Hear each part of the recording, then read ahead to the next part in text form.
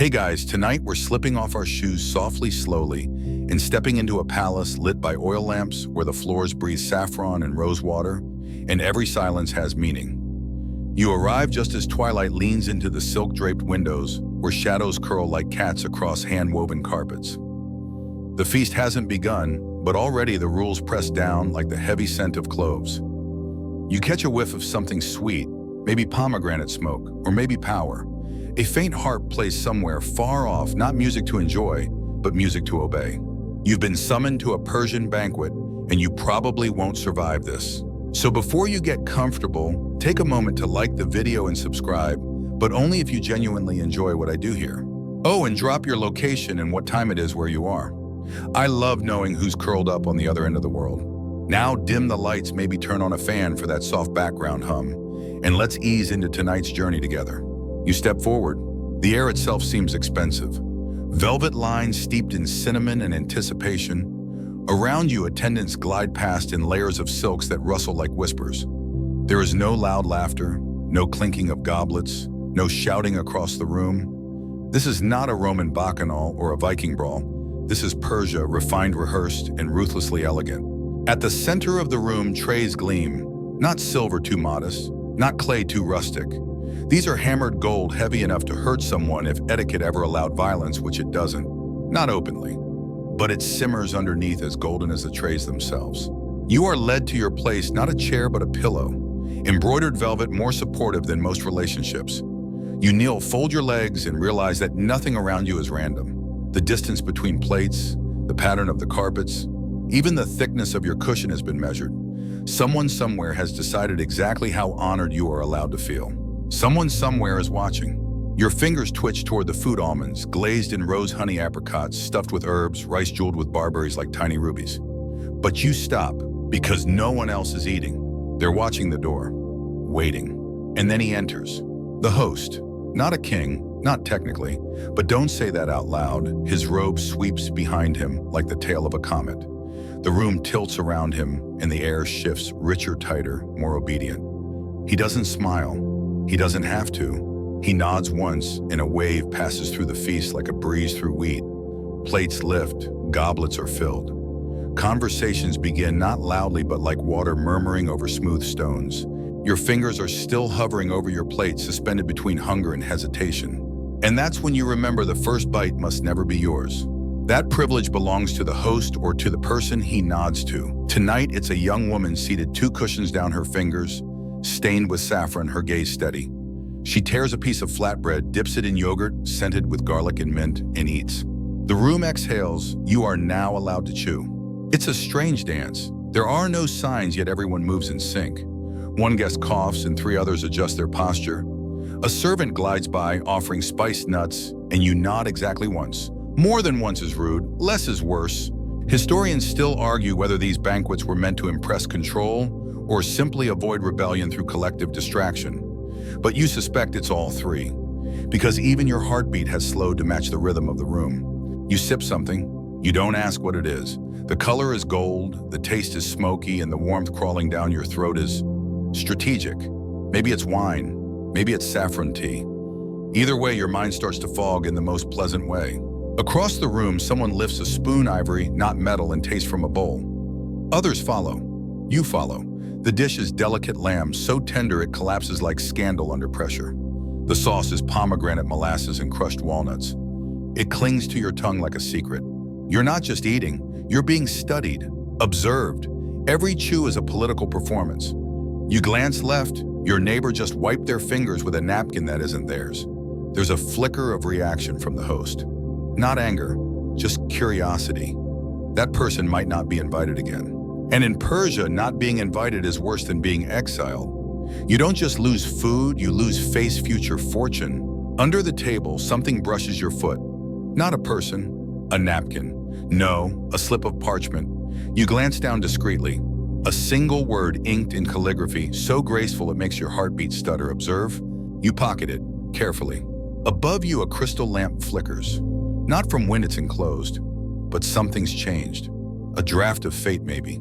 The host is smiling now, but not at you. He's watching a man across the room who just passed his wine goblet untasted back to the server. The move is subtle, The implications not so much. A refusal to drink can mean fear or distrust or immunity. You make a mental note not to sit near that man later. As the first course ends, music begins. A tar maybe, or a santur. The notes rise like mist over a lake, delicate, calculated, and slightly mournful. A reminder that everything, even this banquet, will end. But not before you uncover its quiet rules, and not before you learn who's truly in control. Because this isn't a dinner.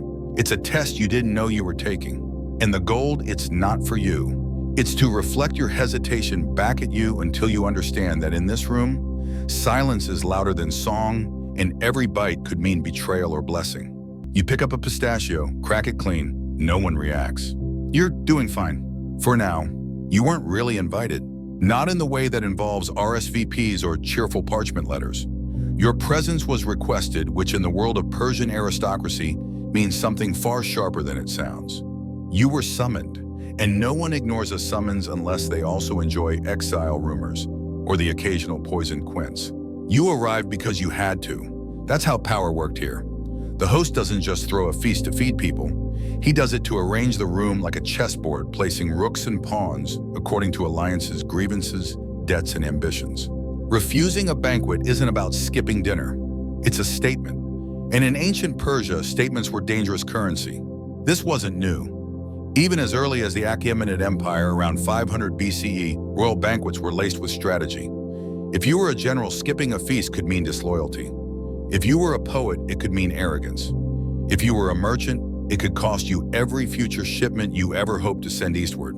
So you came. You weren't sure what you were walking into, but you dressed like it mattered. Layers of linen, a bit of jewelry, just enough to show respect, not enough to show wealth. Too much gold and you look like you're trying too hard. Too little and you look like an insult wrapped in humility. The banquet hall had greeted you like a dream you weren't sure belonged to you. The colors, oh the colors. Every wall was a canvas, every cushion embroidered with pomegranates, lions, and stars. You stepped in and it felt like being swallowed by a sunset. And then came the greetings. Here's where things get dangerous. You bow, everyone bows, but the angle matters. Too low and you seem subservient. Too high and you seem rebellious. What you want is pleasantly deferential with a dash of mystery. You think you nail it, but the woman in lavender 2 cushions down raises an eyebrow. Maybe she's just allergic to perfume, or maybe she's the court's unofficial spy. You remind yourself to breathe. Historians still argue whether these feasts were more ceremonial than social. Some scholars believe they were rehearsals for war battles fought with glances, bites, and gestures. Others think they were genuine moments of human connection wrapped in silk and spice. The truth probably lies somewhere between your wine goblet and your rising heart rate. Because it's not just about food. It's about your place in the hierarchy and whether you know it. Seating is never random. Not now, not ever. You don't choose where to sit. You're assigned. A servant guided you to a cushion precisely 3 rows from the host, close enough to be seen, far enough to not make others nervous. It's an honor and a test. You sit surrounded by minor nobles, ambitious scholars, and one man who keeps checking under his sleeves, as if he smuggled a note from the king's astrologer. The man beside you speaks softly, something about the harvest or the stars, or the recent marriage of a cousin's cousin. You nod, smile, offer nothing too bold. It's a ritual, this small talk. Everyone's saying nothing loudly enough to be noticed. And then your host looks at you. You freeze. It's not a long glance, just a flicker. But the room seems to lean in your direction. You nod again, slightly deeper this time, and sip your drink. It tastes like crushed roses and something bitter. Not unpleasant, just complicated, like the man who served it. A servant approaches, barefoot, silent. He holds a copper basin and a pitcher. You recognize the ritual. Hand washing. Not for hygiene, well, maybe partly, but more for honor. It's an act of purification. You hold your hands out. He pours.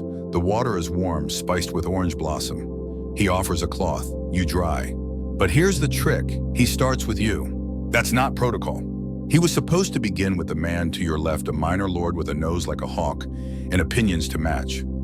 The servant's choice means something. Everyone sees it. No one says a word. The man to your left pretends not to notice. He wipes his hands later, dry already, but pride requires a gesture. You suddenly wish you had chosen different earrings, less noticeable ones.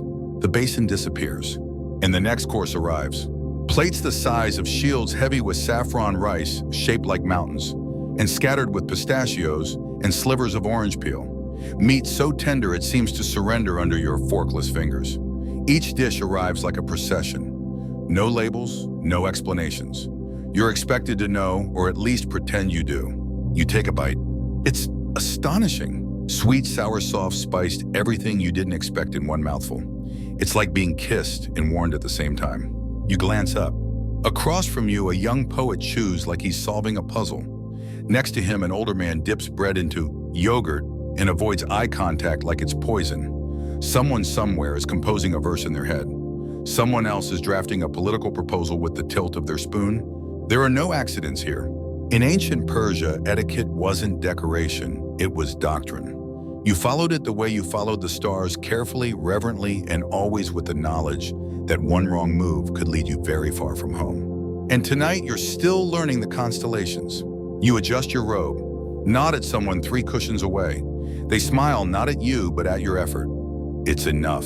For now, the host raises his goblet, and the entire room prepares for a toast that might taste like wine, but will carry the flavor of power. The goblet rises and time seems to thicken around it. It's gold naturally. Everything of consequence here glows. But this goblet has a story etched into its side literally. You catch glimpses of Griffin's cypress trees and a lion with 2 tails. Symbolism spills over every inch. You wonder if someone had to earn the right to drink from that cup, or if someone died for it. Everyone else holds their breath. You do too. Not out of fear exactly, but out of etiquette. No one sips before the host, and more importantly, no one sips before they understand what kind of toast this is going to be. Because in Persian banquets, toasts are rarely just about health. The host stands. He doesn't speak immediately. Instead, he paces a slow arc behind his place setting, trailing a hand across the air like he's brushing away smoke or calling something in. Then he speaks. May the roots of our trees grow deeper than the reach of any axe. That's it. A few guests smile. One nods deeply. Another older guest chuckles softly. And like a wave cresting and crashing in perfect rhythm, the room drinks. You lift your own goblet. The liquid inside is darker now. Not wine, something earthier. Perhaps date syrup mixed with mulberry wine and a hint of mint. It floods your mouth with heat and story. You swallow and your throat is lined in velvet and fire. The toast was subtle, which means it wasn't. The axe part. That's not metaphorical. Rumors had been swirling of rebellion in the eastern provinces. A few governors growing too bold, too silent. The toast is a reminder and a test. Those who drank quickly without reaction, safe. Those who hesitated, watched. Those who chuckled. Maybe even useful. Historians still argue whether Persian banquet toasts were primarily diplomatic or poetic. In truth, they were both and neither. Toasts were like masks, beautiful, symbolic, and designed to both reveal and conceal. You set your goblet down with care. A servant appears almost instantly and refills it this time from a different jug. You pretend not to notice. Everyone pretends not to notice, but they do. The next course arrives with no announcement. Platters of eggplant stewed in tamarind chicken, glazed in apricot, and dolma wrapped so tightly they seem to defy physics. You take a few bites. You're beginning to understand that flavors here are layered like politics. What begins sweet might finish sharp. What looks plain might be the most treasured. And then the hand-washing begins again. Not for everyone, just for those deemed significant. The basin is smaller this time, silver rather than copper. The towel is linen with blue embroidery, different from before. The details are whispers, and the whispers mean status. You are not selected this time, which is a statement, not an insult necessarily, more like neutral acknowledgement. You wonder if your earlier goblet sip was too slow, or too fast, or too sincere. You begin to realize the meal is less about food and more about choreography. Rituals dressed in raisins and mint. Expectations folded into lavash. It's intoxicating and exhausting. At the far end of the room, someone sneezes. Not loudly, but audibly enough that a ripple moves through the air. You notice that 2 people raise their napkins to their faces in response, mimicking a sneeze that never happened. Some kind of signal, or just sympathy. You don't know, but your neighbor notices your confusion. He leans in. In some circles, he whispers a sneeze at the second course means someone has spoken truth without realizing it. You blink, he smiles. Or they just inhaled a peppercorn. Who can say? You don't know whether to laugh or be afraid. So you take another bite of eggplant and hope it doesn't mean anything. And then comes the moment you were warned about, the dish you can't refuse. It's a bowl, not large, ceramic, not gold, plain but unmistakably central, inside a thick stew of lamb lentils, garlic, dried lime, and a thread of cinnamon. Abgusht, someone says softly behind you. The name means meat water, a humble dish, but one with rules. It is passed around, slowly, reverently. Each guest ladles a small portion into their own bowl. You wait. You do not touch it until the host does. He does finally and spoons a bite into his mouth with almost theatrical simplicity. Your turn. You scoop, you sip. And the flavor, it's homey, comforting. The kind of dish that reminds you of nothing specific and yet everything familiar. Warmth, hearth, safety, or the illusion of it. But declining to taste it would have been the real flavor scandal. Some guests merely dip their spoons, others linger. One man pretends to drop his buys time, whispers something to a servant, and is handed a fresh utensil. Another coughs too obviously and avoids the bowl altogether. The host watches none of this, but the host sees everything. You finish your portion, you're careful not to leave even a hint behind. Not because you're hungry, but because leaving a bite implies dissatisfaction. And dissatisfaction spreads like mold in a granary. Another servant approaches not with food, but with a small ceramic dish of pomegranate seeds. He sets it before you, then vanishes. You don't touch them. Not yet. Pomegranate seeds at a banquet mean many things: fertility, power, rebirth, or an invitation. You wait. Across the room, a woman in a deep crimson shawl lifts her own seeds and eats one slowly. Then she looks at you. You eat one too. Just one. And now you're part of a conversation that hasn't started yet. It will. Maybe later. Maybe when the music starts again. Maybe when someone says something that changes everything. But for now, you sit quietly. Napkin folded just right, fingers relaxed, eyes half-lidded, pretending that all of this makes sense. You're doing well. The host hasn't looked your way in some time. And that is perhaps the greatest compliment of all.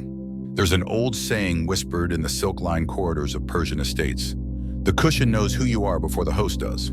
You're starting to believe it. Because the pillow beneath you isn't just soft, it's a statement. Its height, embroidery density, even the patterns stitched across its seams, all conspire to tell the room who you are and how you should be treated. You shift slightly and the fabric whispers a silent message. Comfort, yes, but not authority. The guest to your right sits slightly higher. You hadn't noticed before, but now it seems obvious. Their cushions are thicker. One has a golden tassel, another a stitched falcon. Yours modest vines, decorative. Decorative is safe. Pillow politics. The host cushion is more throne than pillow. It practically inhales the light stitched with peacock suns and Zoroastrian fire symbols. His feet don't touch the ground?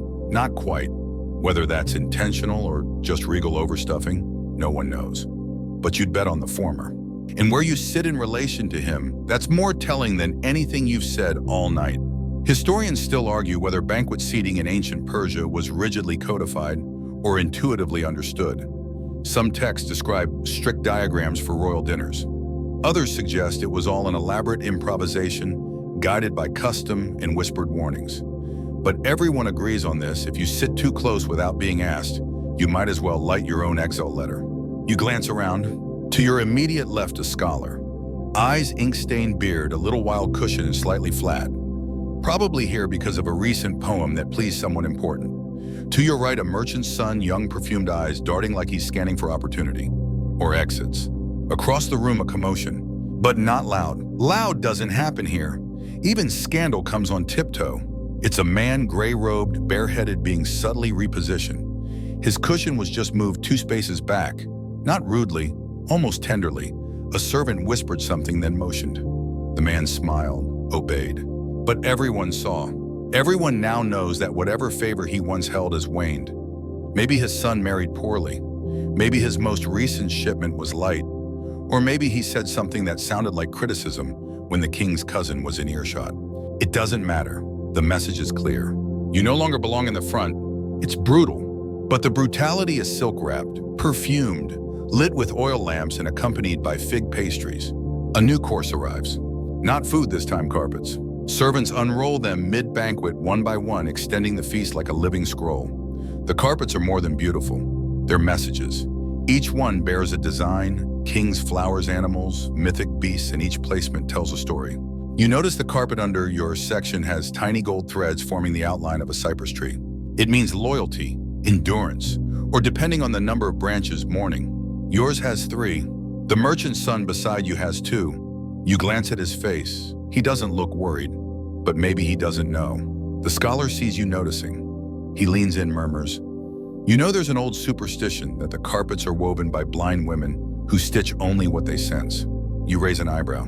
He adds, "Not true, of course, but isn't it lovely?" You nod.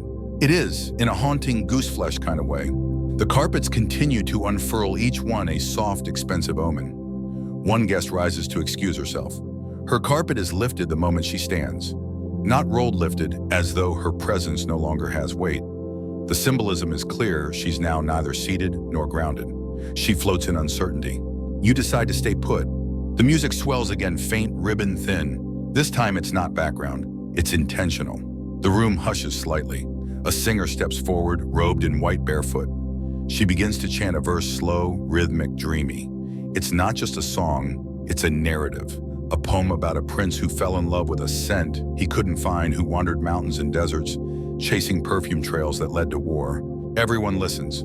No one claps. When she finishes, the silence that follows is thick enough to stir.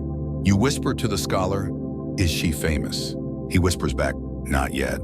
And just like that, her future shifts, sealed in the silence, uplifted by absence of applause. In Persian court tradition, the highest compliment isn't noise. It's the stillness that follows art. You're not meant to cheer. You're meant to think about it later. Dream about it. Let it stain your sleep. You shift slightly. Your pillow responds with the softest exhale. Somewhere in the room, someone sneezes again. No one reacts. Either that sneeze didn't matter, or it mattered more than anyone dares show. The host stands, walks slowly to the far side of the room, and gestures. 2 servants approach with incense trays, carved ivory, smoking gently. He points to one, then the other. The first tray is passed clockwise, the second counterclockwise. A test, a ritual no one explains. You watch. Guests pass the trays with careful hands. They inhale, just slightly. One closes her eyes, another flinches. You don't. When the tray reaches you, the smoke curls up, sweet, spicy, musky. Cinnamon myrrh, or something older unnamed. You breathe in just enough. A warmth settles in your chest. Not unlike the wine, but quieter, deeper. The merchant's son beside you coughs, softly. 1 cough, 2, then sips his drink. The scholar doesn't even blink. He just mutters, "Always the cinnamon."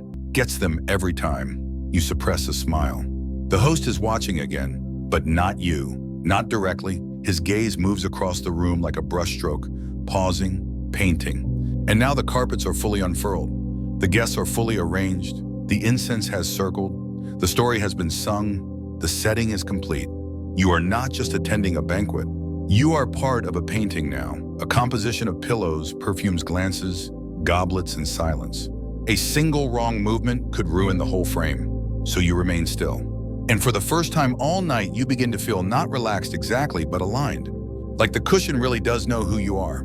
You shift your weight slightly and remember the carpet under you is not for walking. It feels wrong, almost rude to even consider your bare heel pressing into its gold-threaded surface. You tuck your feet carefully under your robe as if your toes might apologize on your behalf. The truth is, in this room, a carpet isn't just a rug. It's a document, a story, a declaration of alignment. Persian carpets, especially at royal or noble banquets, are chosen with maddening precision.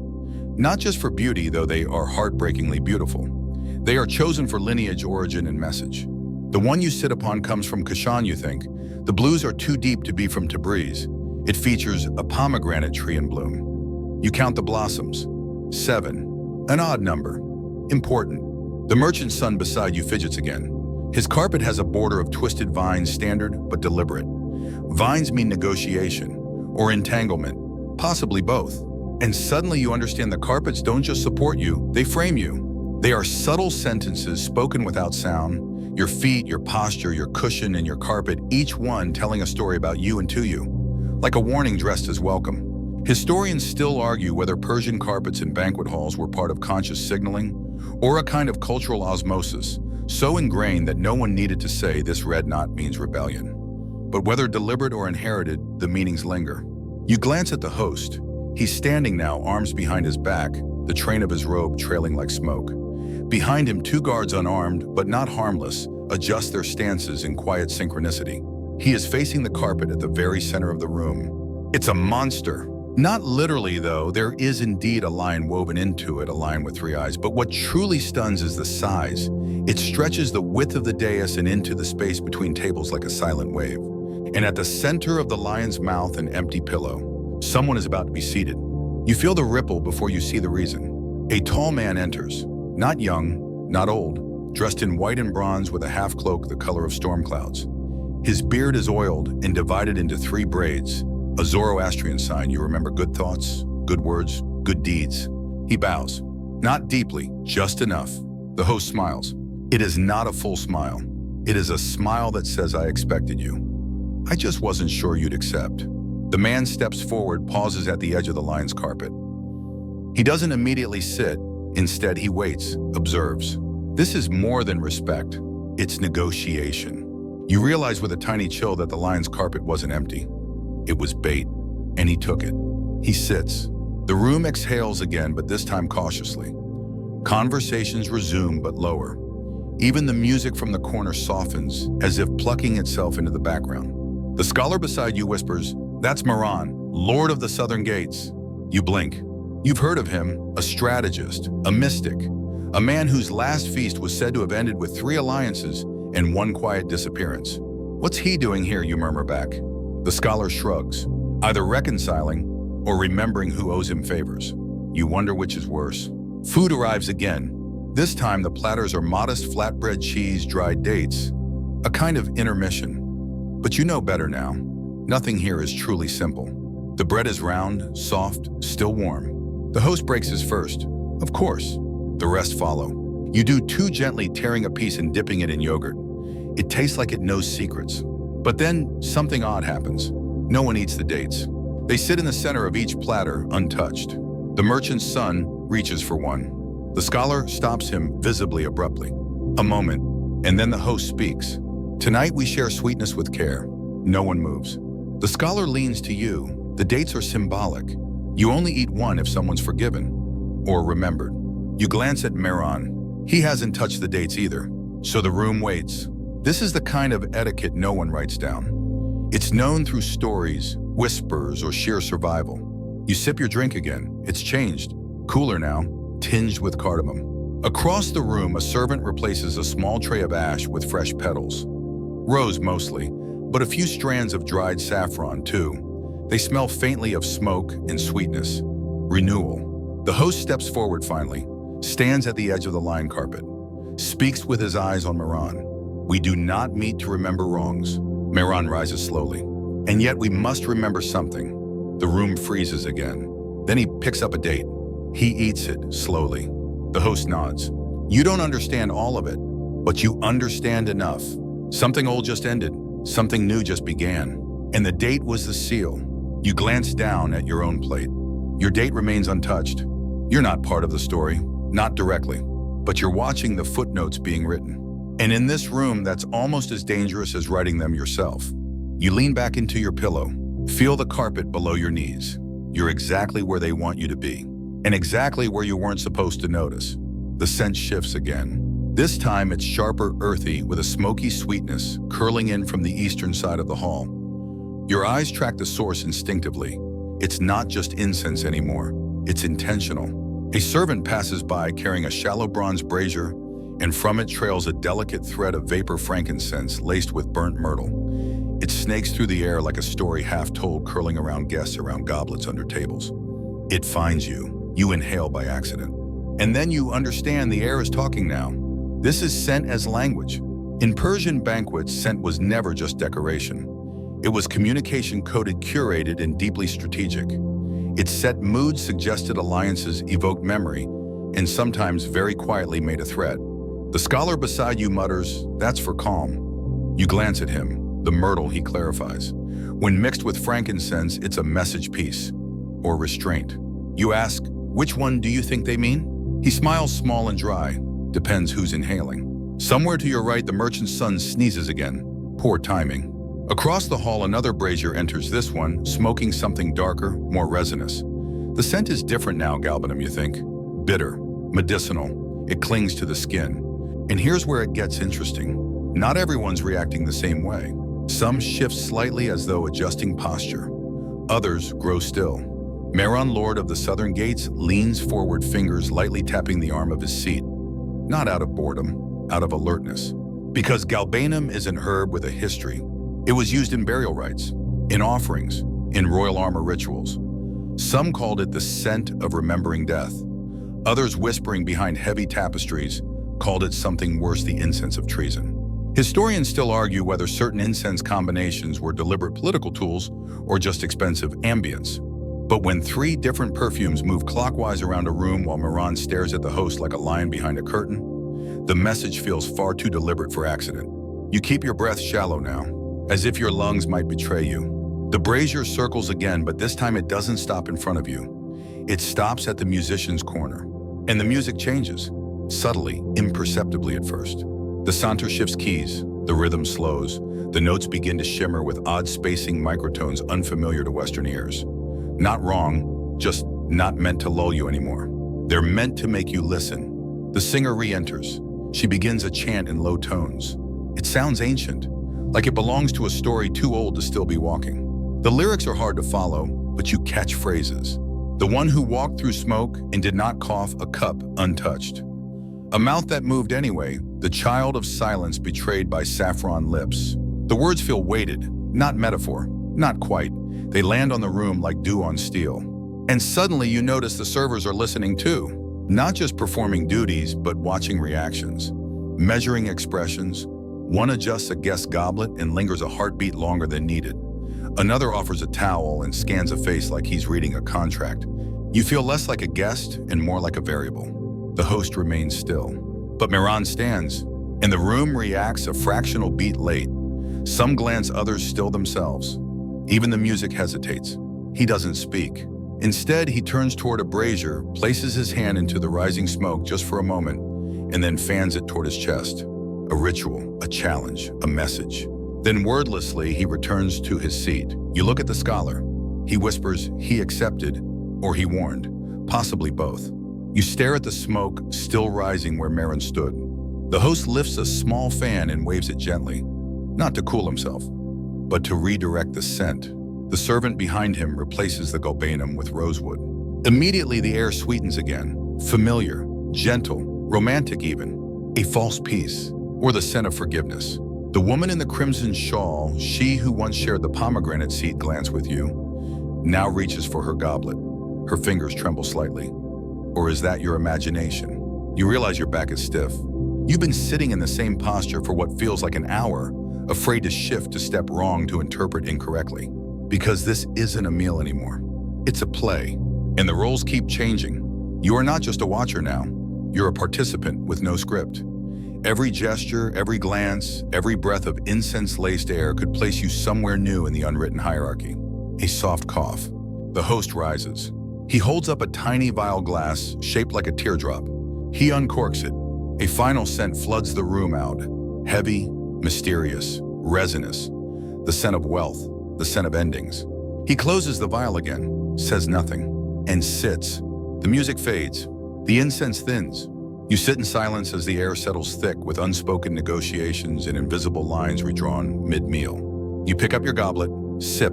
It tastes of rose and something darker. You set it down carefully, because here even what you taste might taste back. You slip your fingers around the rim of your goblet again, not to drink, but for grounding. The warmth is steady, familiar, a tether in a room where even the silences carry blades. The incense has faded now, or perhaps your senses have adapted, but the tension remains embedded in the fibers of the rugs, the dust of crushed petals underfoot, the sheen of oil flickering along golden trays. Every sense is on standby. Every movement echoes louder than it should. Then a sound, delicate, metallic. You glance up just in time to see a servant crossing the floor with a covered tray, silver, this time not gold. That alone is a statement. Silver means transition, or ambiguity, or medicine. The tray is placed near the center of the hall. All eyes shift. It is uncovered. Lettuce. You blink. Yes, lettuce. arranged in rosettes stacked like lotus petals draped across small basins of chilled water, neatly trimmed, impossibly green, and for some reason sacred. No one reaches for it. Not yet. A priest, his robe simple, dyed in that peculiar sandy saffron color reserved for temple servants, approaches the tray. He carries no offering bowl, no censer, no scroll. Only a reed fan and the authority of ritual. You watch as he bows slightly and places 3 lettuce leaves into a small marble dish. Then, with the care of someone holding a secret, he sets it before the host. Only then do you realize this isn't food. This is a signal. Historians still argue whether lettuce had a sacred or symbolic function in ancient Persian banquets. Some link it to fertility rites or lunar cycles.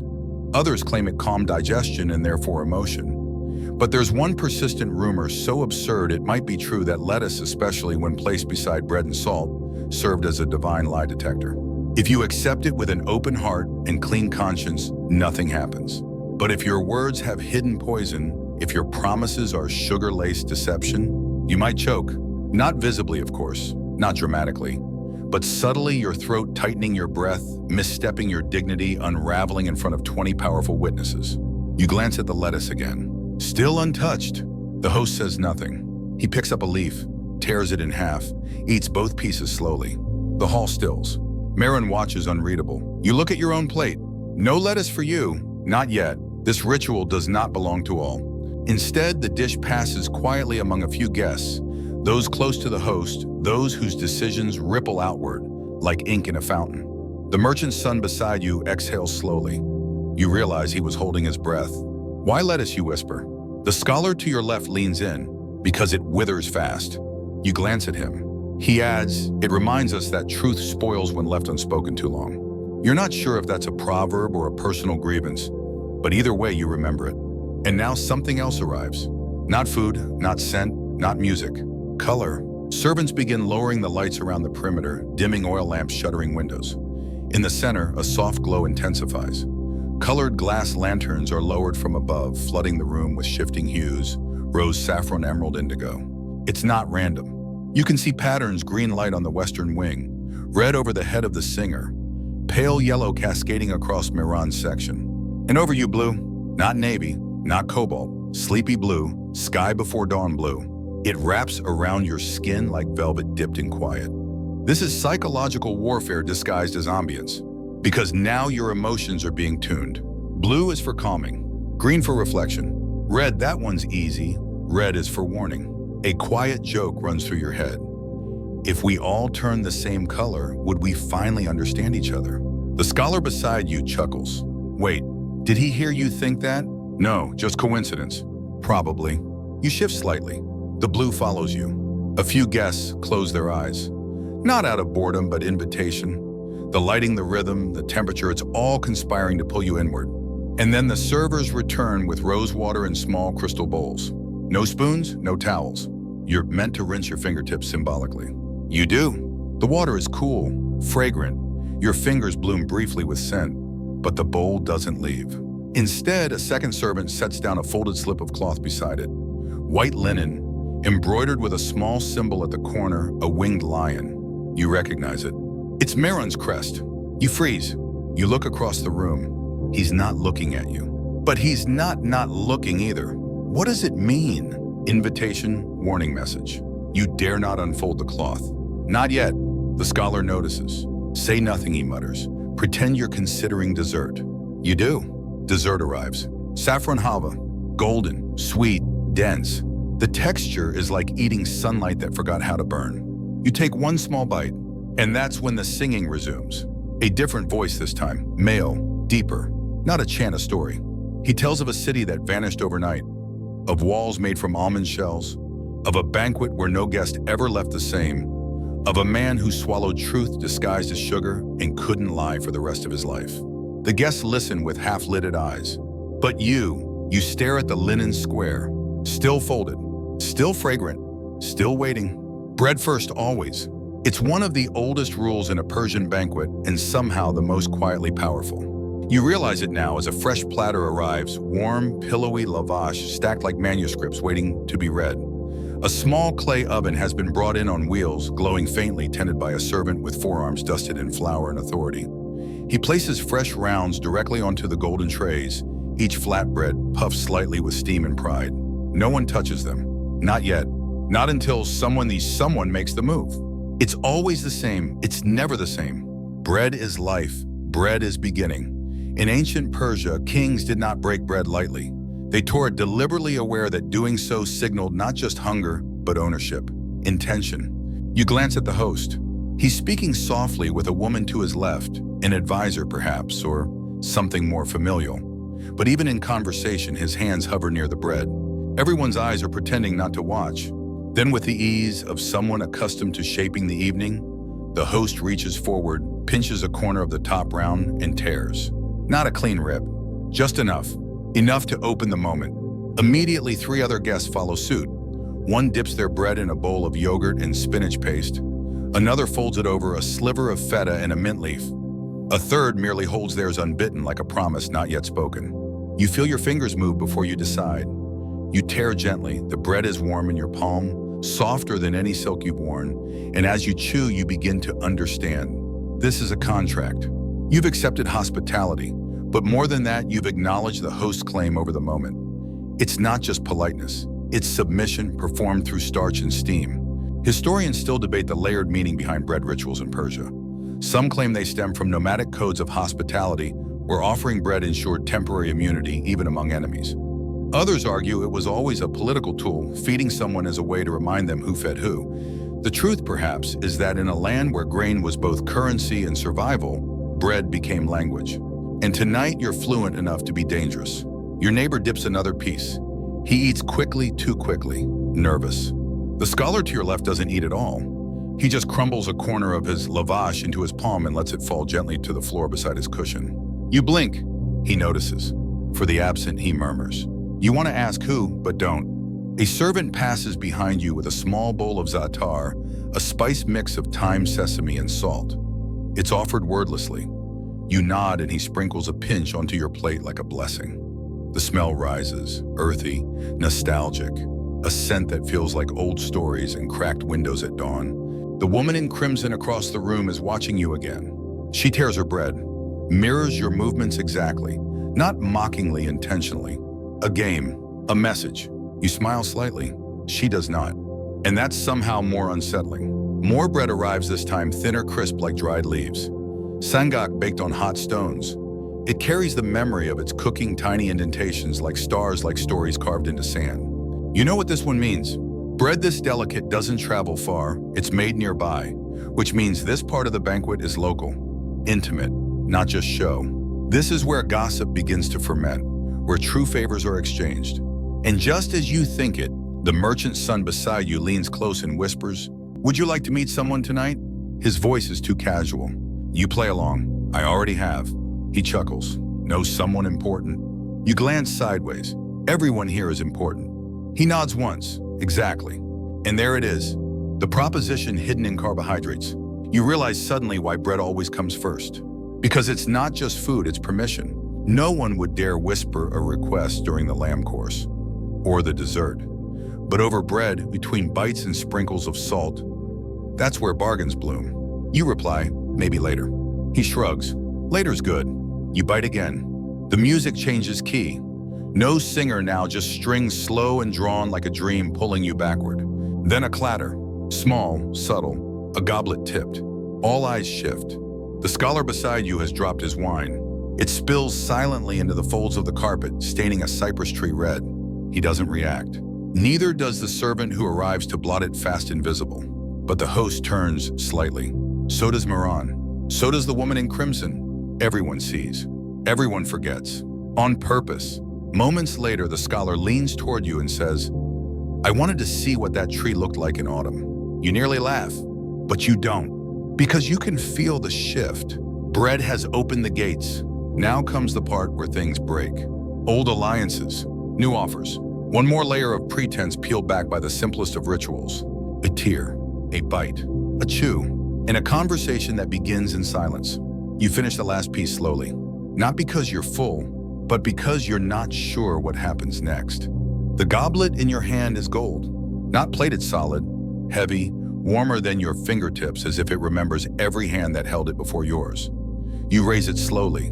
The wine inside, if it is, wine gleams like dusk in a glass. Deep red with hints of violet like a bruise hiding something older.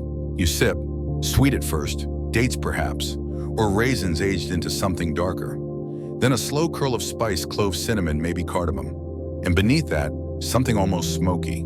You feel it travel down your throat like a secret too hot to whisper. This is not for refreshment. This is for performance. You set the goblet down with care. Too quickly and it clinks. Too slowly and you seem hesitant. In this room, even how you place a cup is watched. The host lifts his own goblet but doesn't drink. He speaks instead. To taste is to trust.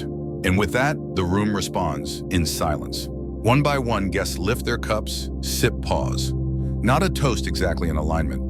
A confirmation of roles of truths agreed to under golden rims and heavy shadows. Across from you, Miran doesn't sip. He merely taps the goblet once against the base of his cushion and sets it down untouched. No one calls him out. No one dares. Historians still argue whether Persian toasting rituals were moments of sincerity or layers of theater. The truth is probably both. These weren't drunken declarations like in Roman courts or rowdy Viking boasts. These were quiet pacts wrapped in metaphor. Every sip was a handshake, every goblet a mirror. The woman in crimson, she drinks deeply. Her eyes on the host, her lips leave the faintest print on the edge, pomegranate-colored intentional. A mark, perhaps, a warning, or maybe just artistry. You glance down at your own goblet and notice something strange. The pattern has changed. It's subtle. Before the rim was etched with vines. Now you see a lion, not roaring resting. Beneath it a sun with 12 rays. You frown slightly. Did someone switch cups? The scholar beside you leans in. They do that sometimes, he says. Why you whisper? He smiles to see who notices. Your breath catches. Because if the goblet has changed, it means someone touched your place setting during the music, or the bread, or the lettuce ritual. And now they're waiting to see what you do. You raise it again, sip. The flavor is slightly different, less sweet, more tannin. You keep your expression neutral. Across the room, a man in a silver turban nods very slightly. Was it him? A test. A message. You wonder what would have happened if you'd refused to drink. Then the servant appears. He sets down a dish you weren't expecting, small, simple, and strangely elegant. Inside, 2 dates skewered together by a silver pin. A murmur moves across the table. This isn't dessert. It's a challenge. You've heard the stories. Skewered dates called kuraki duruyi appear only when a guest is caught between two hosts. It's a test of allegiance, or apology, or memory. You glance around. 2 people are watching the host and Meron. Both wear expressions carved from different stones. The scholar says nothing. The merchant's son suddenly finds his bread fascinating. You lift the dish. Examine it. Do you eat both? Do you offer one? Do you leave them untouched? You do something neither expects. You unskewer the dates. Place one on each edge of your plate. And eat neither. Across the room, Miran lets out the faintest hum, approval maybe. The host tilts his head amused. The merchant's son whispers bold. You whisper back, not foolish. The mood shifts again. Music changes key again. From tense, tight strings to a looser rhythm. A daft drum now, a soft beat, like the heartbeat of a room exhaling. More wine is poured. The servers move faster now, their robes fluttering like banners caught in a polite breeze. Another toast, no story. The host begins to speak, not formally, not loudly. Just a tale offered like an olive branch dipped in honey. He tells of a traveler who arrived in a strange land and pretended not to understand the language. He observed, quietly learned the customs, and eventually was mistaken for a noble. He was given a palace, servants, influence, but he never spoke. Not once, because he was afraid that the moment he did, the spell would break. The story ends with a simple line. He died respected but never known. No one applauds, but someone clears their throat softly. Someone else refills their cup before it's empty. You feel the story land in your chest like a familiar weight. Because tonight, you're that traveler. You've eaten what was offered, sipped what was served, listened, watched, and spoken only enough. And yet you're still unsure if you're seen or simply being allowed to remain. Another course arrives, but you barely notice it, because now everything tastes like a riddle, and your goblet is half full of someone else's message. You're full, not just with food, but with tension glances, metaphors, and bread-born negotiations. Your stomach is satisfied, but your mind is running hot, chasing meanings down gilded hallways. And just when you think it might be over, another dish arrives. It's placed before you without fanfare. A small, low bowl, its surface gleams with oil. Inside, something slow-cooked, fragrant, deeply seasoned. Lamb, most likely, or duck, or something rarer. You can't tell. You glance at the host. He's already dipping his fingers into his bowl, eating with quiet, deliberate pleasure. Several guests follow suit. You hesitate, not because you're full, not because you're unsure of what it is, but because of what this dish represents. It's called nahariya. It means that which you must not refuse. In Persian banquet tradition, there are some dishes that function as edible diplomacy. You may dislike the flavor, you may be allergic, you may be weeping internally. It doesn't matter, you eat it. Because not eating it, that's louder than any protest. Historians still argue about the origins of nahariya. Some trace it back to ancient fire temples where communal eating was a sacred act. Others claim it began as a royal punishment, a bland boiled dish with no seasoning, just obligation. But over time, it evolved into a symbol of unity or compliance, depending on who's doing the chewing. You dip your fingers. The meat falls apart instantly. It melts into the rice below, infused with saffron, lemon, and a whisper of smoke. It tastes incredible. That's the problem. It tastes too good to be harmless. You take a second bite, slower. To your right, the merchant's son is gulping his down like victory. To your left, the scholar has barely touched his. Just a smear across the edge of his plate. You ask, barely audible, is something wrong with it? He glances sideways. No. Then after a pause adds, but it's not always the food that causes problems. You chew slower. You notice something else. Every server has stopped moving. They're still, each one standing beside a guest, silent, hands folded, heads slightly bowed. Like statues, like witnesses. You glance back at the host. He remains seated, fingers dabbing at a corner of flatbread, soaking up the remaining sauce in his bowl. He's smiling, not widely, just enough. And then you see it. Someone across the room isn't eating.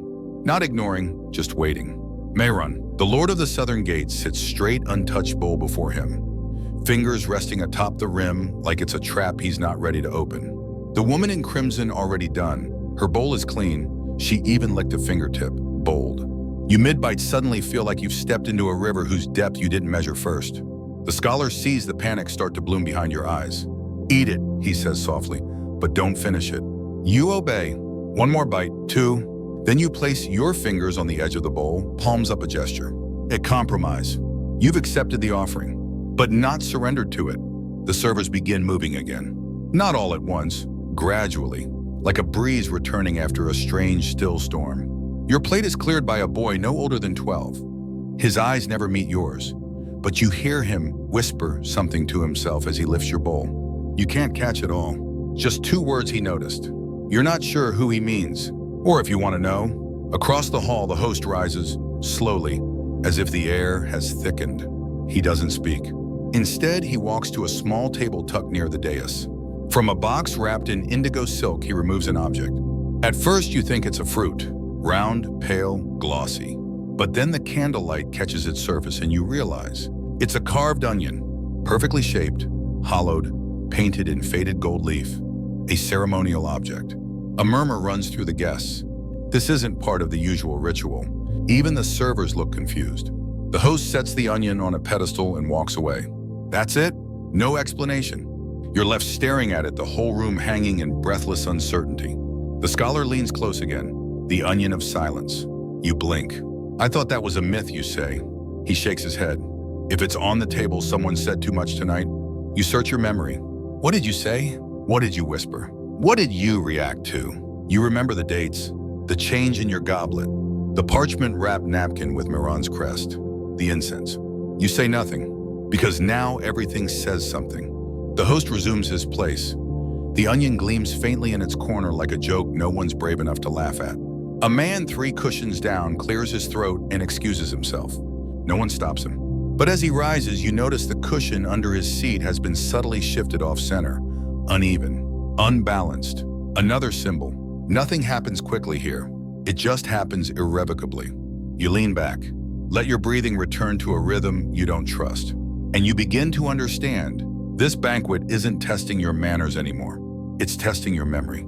How much you saw, what you failed to notice, who watched you notice it. and whether you're going to pretend like everyone else that nothing unusual was served. Saffron rose in staring eyes. You've stopped counting the courses not because you've lost interest, but because counting feels like trying to measure waves during a storm. They keep coming, some gentle, some sharp, all of them designed to look beautiful until you realize you're being pulled under. And now this course is quiet, too quiet. A plate is set before you with delicate precision. No clink, no scrape, just silence and scent. It's rice again, but not the jeweled kind from earlier. This is Shalezzard Persian saffron rice pudding, golden like sunlight through silk dotted with rose petals and streaked with cinnamon in patterns too ornate to eat without guilt. It looks like someone has written calligraphy across the top in crushed almonds. You hesitate, not because of the dish, because of the attention. You're being watched, not openly, but the kind of watching that makes your spine aware of itself. The woman in crimson has folded her hands, eyes on your plate. The merchant's son has turned ever so slightly as if hoping to catch your expression. The scholar stares at his own pudding, but his breath is shallow. This isn't dessert. This is a mirror. The flavor of Shalezzard is layered. First soft sweetness, then the bite of saffron, bitter and floral and ancient. Then rose, not artificial, but the ghost of real petals. You taste all of it, but you taste more than you should. Something underneath, not a spice, not a poison, something pointed. You glance at the scholar. Do you feel that? He nods. Truth has flavor. You blink. He says nothing else. You take another bite slower. The saffron is strong, stronger than it should be, almost as if whoever prepared this plate knew it would be examined. And then you realize your portion is slightly larger than your neighbor's. The pattern on top, not just cinnamon lines, it's a word, Farsi script curved and subtle. You don't read Farsi fluently, but you recognize one symbol, the word for remember. It hits your throat like a memory you hadn't known you'd lost. You chew, swallow, try not to react, because whoever made this knows you noticed.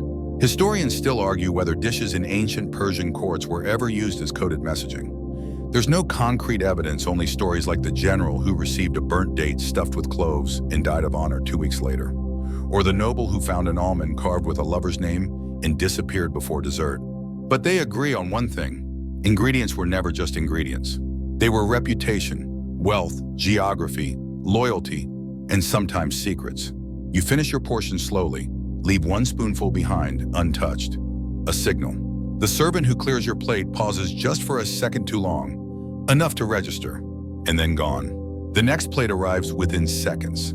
You're barely ready for it.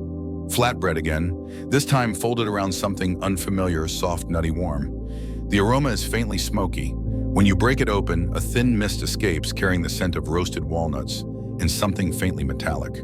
The scholar says pistachio and ash. You look at him. He shrugs. It's an old flavor pairing. Tells you who the chef trained under. You bite.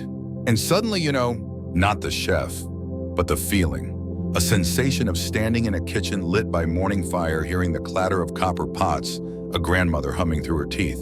You've never been there, but the bite makes you believe you have. This is a trap. Not a cruel one, but a nostalgia trap. You look around the room. The mood has softened. Eyes are dreamy. Guests are leaning into the food now, more relaxed, less calculating. That's the design, to loosen the grip of earlier tension, to reset the tone, but you don't forget. Because the tension didn't leave. It just went underground. And it left traces like the rose petal that still clings to your napkin, like the word remember scrawled in cinnamon. You set your goblet down. The wine has shifted again. Lighter now, fragrant, hints of cherry or maybe pomegranate, less heavy, easier to drink, easier to forget. You drink anyway, because the host is watching again. Not directly, through mirrors, reflections off the polished copper trays stacked in the corner. You catch a glimpse, just a flicker of his gaze, and you realize he knows about the cinnamon word. Maybe he placed it there. Maybe someone else did, and he's watching your reaction. Either way, the game has changed. And now the servers are moving faster. Plates are cleared, napkins adjusted, candles replaced with smaller flickering lamps. This isn't the middle of the banquet anymore. This is the turning point. The woman in crimson rises, not to leave, to speak. No words at first. She walks slowly across the carpet toward the dais. Stops, bows. and says softly, "We honor what we remember." That's all, but the host nods. Mehran watches her with expressionless interest. Then, without being asked, 3 other guests stand and follow her lead, each placing a rose petal from their plate onto the lime-carpeted floor. You still have yours. You place it beside your cushion, gently, as though it might say something if handled with care. The scholar leans over, breath warm with saffron and worry. She remembered something that wasn't hers. You frown. "What do you mean?" He shakes his head. "Not my place." Then adds, "But yours might be." You don't move, because for the first time tonight, you wonder if you were really invited to this banquet, or summoned by something older. The servant kneeling beside you is not offering food. He holds nothing in his hands. No tray, no wine, no towel, just posture. Kneeling, head bowed, eyes fixed on a space just past your shoulder. His presence is deliberate, not passive. He is listening. Not just to you, but for you. You say nothing. But you can feel the pressure shift in the room, like invisible threads are being pulled through you, tugged from table to cushion to the edge of a breath someone tried to swallow and failed. In ancient Persian courts, servants weren't merely servers, they were the system. Memory banks, recorders, runners of whispered data. They heard what they weren't supposed to, remembered what others tried to forget, and carried it to whom no one ever knew for sure. And the higher the rank of the guest, the quieter the servant assigned. You glance to your left. The merchant's son is whispering something to his servant, a boy barely 14. The servant nods, moves on. To your right, the scholar is scribbling a verse into the margin of a scroll, murmuring under his breath. His servant tilts his head just enough to catch it, and not a hair more. But yours, still kneeling, still quiet. Still, waiting. You clear your throat. He looks up just for a second, then lowers his gaze again. "I have nothing to say," you murmur. He responds quietly, "Then perhaps I am only here to remind you." You blink. "Of what?" He doesn't elaborate, but he stands, bows, and walks away. Your cushion feels heavier now, not in discomfort, in meaning. The woman in crimson passes behind you, her robe brushing your shoulder like silk wind. She leaves behind the faintest scent of orange blossom and myrrh, a floral sweetness anchored by something older, more ancient, like the pages of a sealed letter never opened. You look at her servant, also gone, just like that. Every servant in the room seems to have retreated all at once. Not in panic, not even dramatically, just absent, as if they have what they came for, as if their silence is on its way somewhere. The host claps once. The sound is soft, but it drops like a stone into a pond. Ripples move outward. Conversation still. Laughter dies. Even Mehran turns. He rises. No announcement. No flourish. He simply walks to the dais, bends down, and removes something from beneath the onion pedestal. A scroll. Not parchment. Something thicker. Woven, possibly silk-threaded papyrus. He holds it with 2 hands, but doesn't open it. Not yet.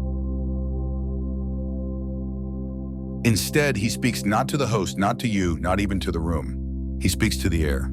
To record is not to reveal, he says. To remember is not to confess. Then he places the scroll on a low table beside him and sits. That's it. But the scroll is there now. It exists, and no one will ignore it. Historians often romanticize Persian court scribes and the servants who whispered information into the folds of their garments. There are tales of libraries filled with secrets spoken but never written. Others believe that servants were once trained to recite entire banquets, every word spoken, every toast, every pause, then erase them from memory through incense rituals the next morning. You don't know what to believe anymore, because tonight feels like both history and invention, and you're not sure which one is safer. A soft string melody begins again, plucked gently from the corner. Not the hypnotic lull of earlier. This is sharper, intentional. And now the servants return, but differently. No longer carrying trays, now they carry objects. Letters, jewelry, small locked boxes, pomegranate halves pierced with gold pins. And they are delivering them to specific guests without comment, without eye contact, without hesitation. The merchant's son receives a pouch. He opens it, smiles, and begins counting coins. The woman in crimson accepts a single strand of pearls, then immediately hands it to her own servant without looking. You receive nothing, which might be the most telling gesture of all. The scholar gets a spoon. He laughs. Loudly, too loudly. It rings through the room like the clatter of silver in a temple. The host looks over. Something amusing, Master Arish. The scholar stands only partially, kneeling still but straight-backed. only that I expected salt, not sweetness. He raises the spoon and eats air, then bows deeply. The host chuckles. You'll find dessert comes when one is honest. And just like that, the tension breaks for a moment. Laughter spreads. Even Mehran allows himself a smile tight and sharp as a scimitar. You exhale. You didn't realize you'd been holding your breath again. Then your servant returns. You hadn't even noticed him re-enter. He places a single object before you, a date seed, carved. You look closer. The carving is intricate, tiny whorls forming a pattern that might be a word. You squint. You recognize the symbol. It's not Persian. It's Avestan, ancient, and it means echo. You look up, but no one's watching. Everyone is pretending not to notice. And now your fingers tremble slightly even as your face remains calm. Because someone heard you tonight. Someone understood what you didn't say, and they've returned it to you wrapped in silence pressed into wood. You tuck the seed into your sleeve, not your pocket, because in Persia, pockets are for coin, but sleeves. Sleeves are for secrets. Under the table, a fingertip brushes your ankle. Not deliberately, not carelessly either. You shift. Someone retracts their foot, not in panic, but with the slow composure of someone who meant to say hello without ever being seen. You don't look. Looking is too loud. Instead, you focus on the small dish that's just been placed in front of you. Pomegranate seeds glistening like garnets under oil lamplight, each one placed deliberately, none spilling over. They aren't dessert, not this time. They're currency. In ancient Persian banquets, pomegranates weren't just fruit. They were vessels for flavor, yes, but also for meaning. A gift of pomegranate was layered with subtext: fertility, rebirth, danger, diplomacy. And if the seeds were served loose, not whole, it meant the secrets were already cracked open. The scholar beside you says nothing, but his eyes flick briefly to the dish, then back to the scroll resting beside Mehran. You wait. 1 beat. 2. Then beneath the table, something touches your sandal again, this time more firmly. You slide your hand down slowly and feel something pressed against the edge of your cushion. Paper. No, not quite. Parchment. Small, folded, tied with a single red thread. You leave it there for now. Above the host is speaking again, voice as calm as the edge of a very still pool. We share what is ripe, he says, so that none may accuse the tree of false fruit. Several guests chuckle politely. Mehran does not, He leans back, fingers steepled. Your pomegranate seeds remain untouched. Then someone speaks. Not to the room, but to you. A whisper behind your ear. Female. Not the woman in crimson. Younger, closer. You don't turn. You should answer. You whisper back. Answer what? No reply. You reach under the table and retrieve the folded message. It's light, dry, aged. You pull the red thread free and open it beneath the tablecloth. One word written in ink that's beginning to fade. Stay. That's it. You glance up slowly. No one seems to be watching. Except one man, 3 cushions down, eyes like slate unblinking. A servant refills his glass, and only then does he look away. You tuck the note into your sleeve beside the carved date seed. You're starting to run out of room. And then another shift. 3 guests at the far end begin exchanging pomegranate seeds. Not with their fingers, but by passing small pieces of cloth. Each cloth contains 3 seeds wrapped and tied. The gesture is elegant, practiced. You glance at the scholar. He murmurs, finger packs. You raise a brow. They date back centuries. Tiny agreements, offered through seeds accepted with fingers. You watch as one guest accepts a seed, presses it between his ring and pinky, and eats it. Another slides it under his cushion. Each choice means something. You look at your own dish again. Still untouched, still gleaming, and then you do something bold. You select 3 seeds, arrange them on your napkin, slide it across the table, not to anyone obvious, to no one in particular. Just set it in the open between cups, where anyone could take it and where someone must. Because now you're speaking, and though you haven't said a word, you've made your first offer. The host notices. Of course he does. He smiles, not at you, not directly, but at the corner of the room where the musicians have shifted their tune again. The daff returns, a slow heartbeat rhythm, low, steady, intimate. Under the table, you hear movement, not footsteps, fingers. Someone has accepted your seed pact. You don't look, but your stomach tightens in a way no spiced lamb could explain. Then the lights shift again. Oil lamps are dimmed further. The colored lanterns are raised higher. The room glows now in amber and ruby. And it's here that the host declares, we forget now. It's not a command. It's a gift and a test, because only some will forget. Others will pretend, and a few like you will carry everything home in their sleeves. You shift your napkin slightly. Fold it not carefully, not sloppily, but with measured indifference, the way someone might fold a letter they've read too many times to be surprised by. The napkin folds tell stories. This you've come to understand. More than bread, more than spices, more than the scent trails of myrrh and cinnamon. How you treat your napkin at a Persian banquet is a language all its own. Tonight yours is lightly stained with pomegranate juice, folded in quarters, edge turned in. The edge matters. A turned-in edge can mean submission, or secrecy, or flirtation depending on whose eyes catch it. You glance around. No one is watching. Everyone is watching. The merchant's son is twisting his napkin into a spiral. Absently, nervously, his fingers betray a restlessness his face cannot. The woman in crimson has laid hers across her knee in a fan, a signal of contentment or control. The scholar has tied his napkin in a loose knot and set it aside. He wants to be done. But you're not, because just now a servant has laid a second napkin beside your plate. Smaller, finer thread, folded one's corner up. This is a challenge.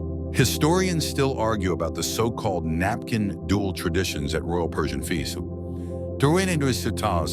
Some say it began with a misunderstanding, two noblemen reaching for the same linen and turning a meal into a metaphorical duel. Others suggest it was always formalized, a quiet textile-based way to push someone without spilling wine. What's clear is this: when you're given a second napkin, you're being asked how you'd like to respond. You leave it, for now. Instead, you watch as a guest, two cushions away, sneezes into their napkin, an act that here is akin to shouting across a monastery. The room stills. The host says nothing. But a servant appears and replaces the soiled napkin with a dark blue one, a color reserved for discretion. The message is subtle: you have been noticed and forgiven, publicly. But privately, who knows? Your smaller napkin still sits untouched, until the scholar nudges it gently toward you with his elbow. You should answer, he murmurs. Again. He nods. This one's not from Iran. You raise a brow. Then who? He says nothing, just sips his wine. You pick up the napkin. Beneath it is a petal, a single dried rose petal with a drop of wax on its edge and a faint scent of citrus. You recognize the signature now. The woman in crimson. This isn't flirtation. This is a request. But for what? You glance up. She's not looking at you. She's speaking quietly to a servant. Her fingers trace patterns on the rim of her cup. You fold the napkin in half and place it under your plate. That's the answer. A soft yes, but a controlled one. The game continues. A round of small plates arrives, pickled garlic, spiced carrots, slivers of melon soaked in rose water. This is the reset phase, a culinary palate cleanser. But it's also a chance to retreat, regroup, and recalibrate your role. Across the room, Miran is unwrapping a scroll. Not the one from earlier, a different one. Thinner, worn, possibly a poem. He reads silently, then nods once. A servant takes it, another napkin duel resolved perhaps. And now the fan ritual begins. You hadn't expected this. From a corner of the room, 6 servants emerge, each carrying a fan the size of a shield made from dyed feathers, stitched to silk handles. They begin moving slowly through the space, not to cool the guests, to cool the room's emotion. That's how they describe it. The air is moved not for temperature, but to scatter tension, to redistribute the residue of heavy words and watchful silences. One fan passes near you. The breeze is gentle, scented. You close your eyes. It smells like fig leaves and black tea. You open them again and find the host watching you, not staring, assessing. Then he says napkins are how we fold our intentions. It's not addressed to you, but it lands in front of you anyway. A few guests chuckle, a polite ripple. You smile just enough. A second breeze passes, cooler now. Behind you, someone unfolds a napkin and tears it in half. The noise is soft but final. You never see who it is, but you do see the effect. A servant walks swiftly to the dais, whispers to the host, and a guest is quietly escorted out. No shame, no spectacle, just a removal, as if they were never there. The host lifts his glass. We drink now, he says, to endings that arrive folded. Everyone raises theirs. You do too. This one tastes different, cleaner, simpler. A wine meant to close the door rather than open it. You sip, and as the glass returns to the table, your original napkin is gone. Replaced. In its place, a folded square with no scent, no stain, no message. Just linen, a blank page. But you know better now. Even nothing is never just nothing. You'd think dessert would feel like a reward. But in this room, it's diplomacy dressed in sugar. The tray arrives. Not 1, 3. Each carried by a different servant. Each offering a different sweetness. Each asking a question without saying a word. First tray, candied almonds glistening with honey and dusted with saffron. Second tray, rosewater jelly quivering in sculpted shapes, flowers, crescent stars. Third tray, honeyed dates stuffed with pistachio and cloves, each wrapped in a silver leaf like edible jewelry. You're not told which to take. You're not even asked. You're expected to choose. And in Persian etiquette, the dessert you pick says everything. Almonds signal loyalty and old custom from harvest feasts. Sweet, durable, dependable. A way of saying I am as I appear. Jelly, that's softer, decorative, romantic, symbolic of beauty, performance, emotional insight. It says I am here and I want to be seen. But the dates, those are dangerous. Dates mean power, wealth, ambition, and in certain circles, vengeance. In old folk tales, it's the date that's laced with poison or prophecy. You reach for the almonds, then hesitate. A servant raises an eyebrow so slightly you almost miss it. You shift and take the dates. They are warm, sticky, too perfect. You pop one into your mouth and chew slowly. It's exquisite, sharp with spice, soft in the center. Layers of flavor that open one by one like nesting boxes. You swallow and something inside you whispers, that choice just changed your night. The woman in crimson notices. Of course she does. She selects a rose jelly. Dainty, delicate, calculated. Meron, he takes nothing. Just leans back, fingers resting lightly on the hilt of his gaze. Eyes locked on a guest 2 cushions away, who now begins to sweat. You wonder briefly if you've eaten something laced with more than honey. But the scholar beside you offers a date of his own. Different, unwrapped. You took the silver, he says. Have the stone. You glance down. His date has no filling, just the pit. You stare at him. He shrugs, balance. You pocket it. Now you have 2 seeds hidden in your sleeve, and the weight of their silence is beginning to feel like a second pulse. A toast rises. Unexpected. From a guest at the far end of the room, someone you hadn't noticed until now. An older woman dressed in layered blue silks, her fingers stained with saffron and ink. She lifts a glass and says, "To those who eat knowing they may not be hungry." There's a pause. Then the host lifts his own cup. "And to those who feed with empty hands."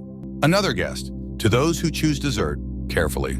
Polite laughter, but not from everyone. Because in this room, every toast is a weapon with a bow on it. And someone's just drawn the string.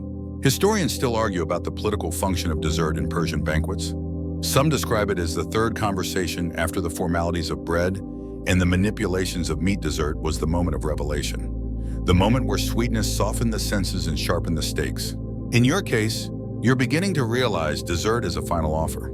A peace treaty written in syrup, or a challenge wrapped in pastry. A servant clears your tray. He does not touch the seed pit still resting by your plate, but he does glance at it. Twice. You don't move, and then something shifts. The lights dim slightly again. The lanterns take on a purple hue, edges flickering. The room no longer glows. It flickers like a candle, deciding whether to burn or vanish. This is intentional. A guest nearby sneezes softly. Another reaches for their cup and finds it empty. And you realize the banquet is winding inward now. Not winding down, not yet, but tightening. And in this quiet coil, the sweets take center stage. A plate of nougat arrives, unexpected. It wasn't part of the trio. Chewy white studded with nuts and dried fruit. Sticky, lingering. The nougat is placed in front of Meron, only him. He looks at it for a long time. Then without speaking, he breaks off a piece and places it on a second plate. The plate is handed slowly, delicately to you, not to the host, not to the woman in crimson. To you. The room watches, but pretends not to. You pick up the nougat. It clings to your fingers. You eat. It's too sweet. You chew it anyway. And Meron nods. Not deeply, but enough. A gesture wrapped in almonds and glue. You've been marked, or acknowledged, or claimed. It's not clear which. But what is clear? The final act is beginning. And you date-stuffed and honey-coated are no longer neutral. The room changes after the nougat. Not in volume, not in temperature, but in tone, as if the very walls have leaned in closer, eager to hear the final moves. The host is no longer speaking. Meron is no longer watching. The woman in crimson has closed her eyes, her goblet held lightly between two fingers like a half-formed idea. And yet somehow everything feels louder. You shift on your cushion. The velvet no longer feels soft. It feels like tension wrapped in fabric. You glance at the scroll resting near Miraner, now untouched. The carved onion still sits on its pedestal, golden and gleaming, a silent spectator to everything you thought you understood. Then comes the moment, the one that halts the music without stopping it. The host lowers his hands to his lap and places them palms up. This is not a gesture of peace. This is a signal, and it's followed by a ripple. A single breathless silence as every guest looks first to the host, then to the one spot at the table left intentionally empty. A cushion with no guest. Until now, a side door opens, and in walks a young man. Not young in age necessarily, young in appearance, clean-shaven, calm. He walks with the confidence of someone who has never needed to prove himself. His robes are plain but spotless. The belt at his waist is embroidered in white thread that glows faintly under lantern light. He does not bow. He nods, and that alone draws breath from more than one guest. You're not told who he is, but the host stands. A subtle intake of breath from all sides. Then he speaks. Tonight our circle is complete. He gestures to the cushion. The young man sits. A servant places a bowl in front of him, flatbread and soft cheese garnished with a twist of fig leaf. A newcomer's meal, a starting plate, and still no one says his name. You glance to the scholar. His face has changed. No longer amused, not afraid exactly, but aware. What does this mean, you ask under your breath? He swallows. It means the guest list was never final. You scan the room. The host is seated again, expression calm. Miran has not moved, but his fingers now tap once every few seconds against the stem of his goblet. The woman in crimson's eyes are open again, but she's not looking at the newcomer. She's looking at you. Then she nods once, not in greeting. In warning, you return your attention to the host. He lifts his goblet, not high, not dramatically, just enough to signal this moment is sacred. He speaks. We welcome one who was promised a place. The young man dips his bread in cheese, takes a bite, chews, swallows, and the room exhales. Only then does the host add, though the left hand of the king is absent, his seat is not forgotten. The words are a stone thrown into still water. You hear it land. You feel the ripples. Because those aren't just poetic flourishes. The left hand of the king is a title, an office, and whoever held it no longer does, which means this new guest might be more than a formality. He might be replacement, a shift in power, an unspoken coup made visible only through flatbread and fig leaves. Historians write of such appearances, guests who were not invited until dessert, arrivals that signaled a regime change in execution or an engagement. Sometimes all three. And always they sat where no one had sat before. Like this man, who now looks up and meets your eyes. Not long, just enough. You blink. And that's when you see it. On the edge of his goblet, a symbol, carved faintly. A lion's paw. The same symbol etched on your new goblet, the one switched mid-feast. You were marked before he arrived. The host raises his goblet. To the one who remembers silence, the toast is not echoed. But everyone drinks. You sip. It tastes different again. Bitter, cool, like sage tea with a drop of lemon, sharp, cleansing. You set it down. Your cushion feels smaller. Your sleeves feel heavier. And the scholar leans in voice, low as wind through reeds. The left hand was missing. You nod. He finishes. But perhaps it was never gone. You look again at the newcomer. He is smiling now. At no one. At everyone. The room remains still. Because the final game has begun, and the next course will not be food. There's a shift in your mouth before it reaches your mind. A taste, familiar, sharp, uninvited. You blink. The bitterness isn't from the wine. It's metallic like copper licked through rose petals. You glance down. Your goblet looks the same, but something's changed. Around you, conversation resumes low, deliberate. The new guest speaks quietly with the host. Words are exchanged like chess moves.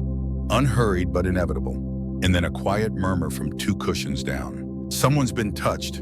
It's not clear who says it. Maybe no one. Maybe the words just arrived floating on the breeze stirred by passing fans. You try to swallow. You can, but the taste lingers. It's not poison, not yet, but it is something. Something that doesn't belong to fruit or wine or etiquette. The scholar sees your expression, says nothing. Slides a small sprig of mint toward you on his plate. You take it, chew, and nod. The flavor clears your throat. A little. Enough! But your hands are warmer now. Your temples tight. And you remember in Persia, poison isn't always lethal.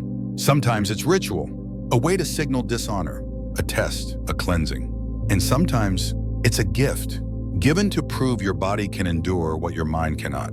Historians are divided on whether poison at court was literal or figurative. Some believe it was never real, just a theater of control.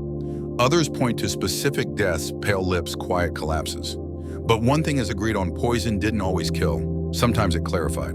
You look again at the woman in crimson. Her goblet is untouched. She's no longer smiling. The host raises his hand again. No toast this time. Just a single gesture toward the far end of the hall where a servant appears holding a small tray. You squint. Atop it lies a fig, whole, uncut, glossy and dark like a bruise waiting to be forgiven. The fig is placed at the center of the table. No one reaches for it. This is another ritual. You lean slightly toward the scholar. He speaks before you ask. That fig's been burning since sunset. You look again. Indeed, you can see it now, a fine, steady smoke drifting from a tiny puncture in its skin. The scent is faintly caramel, faintly sour. Perfumed ash, he explains. It binds to the fig, makes it holy or dangerous. You ask, what happens if someone eats it? He doesn't answer, just lifts his goblet and drinks. The newcomer, the one who replaced the left hand of the king, speaks again. Tonight I seek only clarity. The room stills. Not silent, just held. The host answers, then let the fig choose. He gestures again. A servant steps forward with a silver knife. He cuts the fig in half. Inside, nothing but seeds and steam, except in one half a single clove. Sharp, dark, unmistakable. Gas ripple like wind over silk. Because in this court, the clove is a message, a symbol of judgment. It preserves, it punishes, it pierces. The newcomer gestures to the half with the clove, then to Mehran. I offer what was withheld. Mehran raises an eyebrow. He does not take the fig. Instead, he says, what was withheld cannot be returned. Then points to you, just you. The fig is brought forward.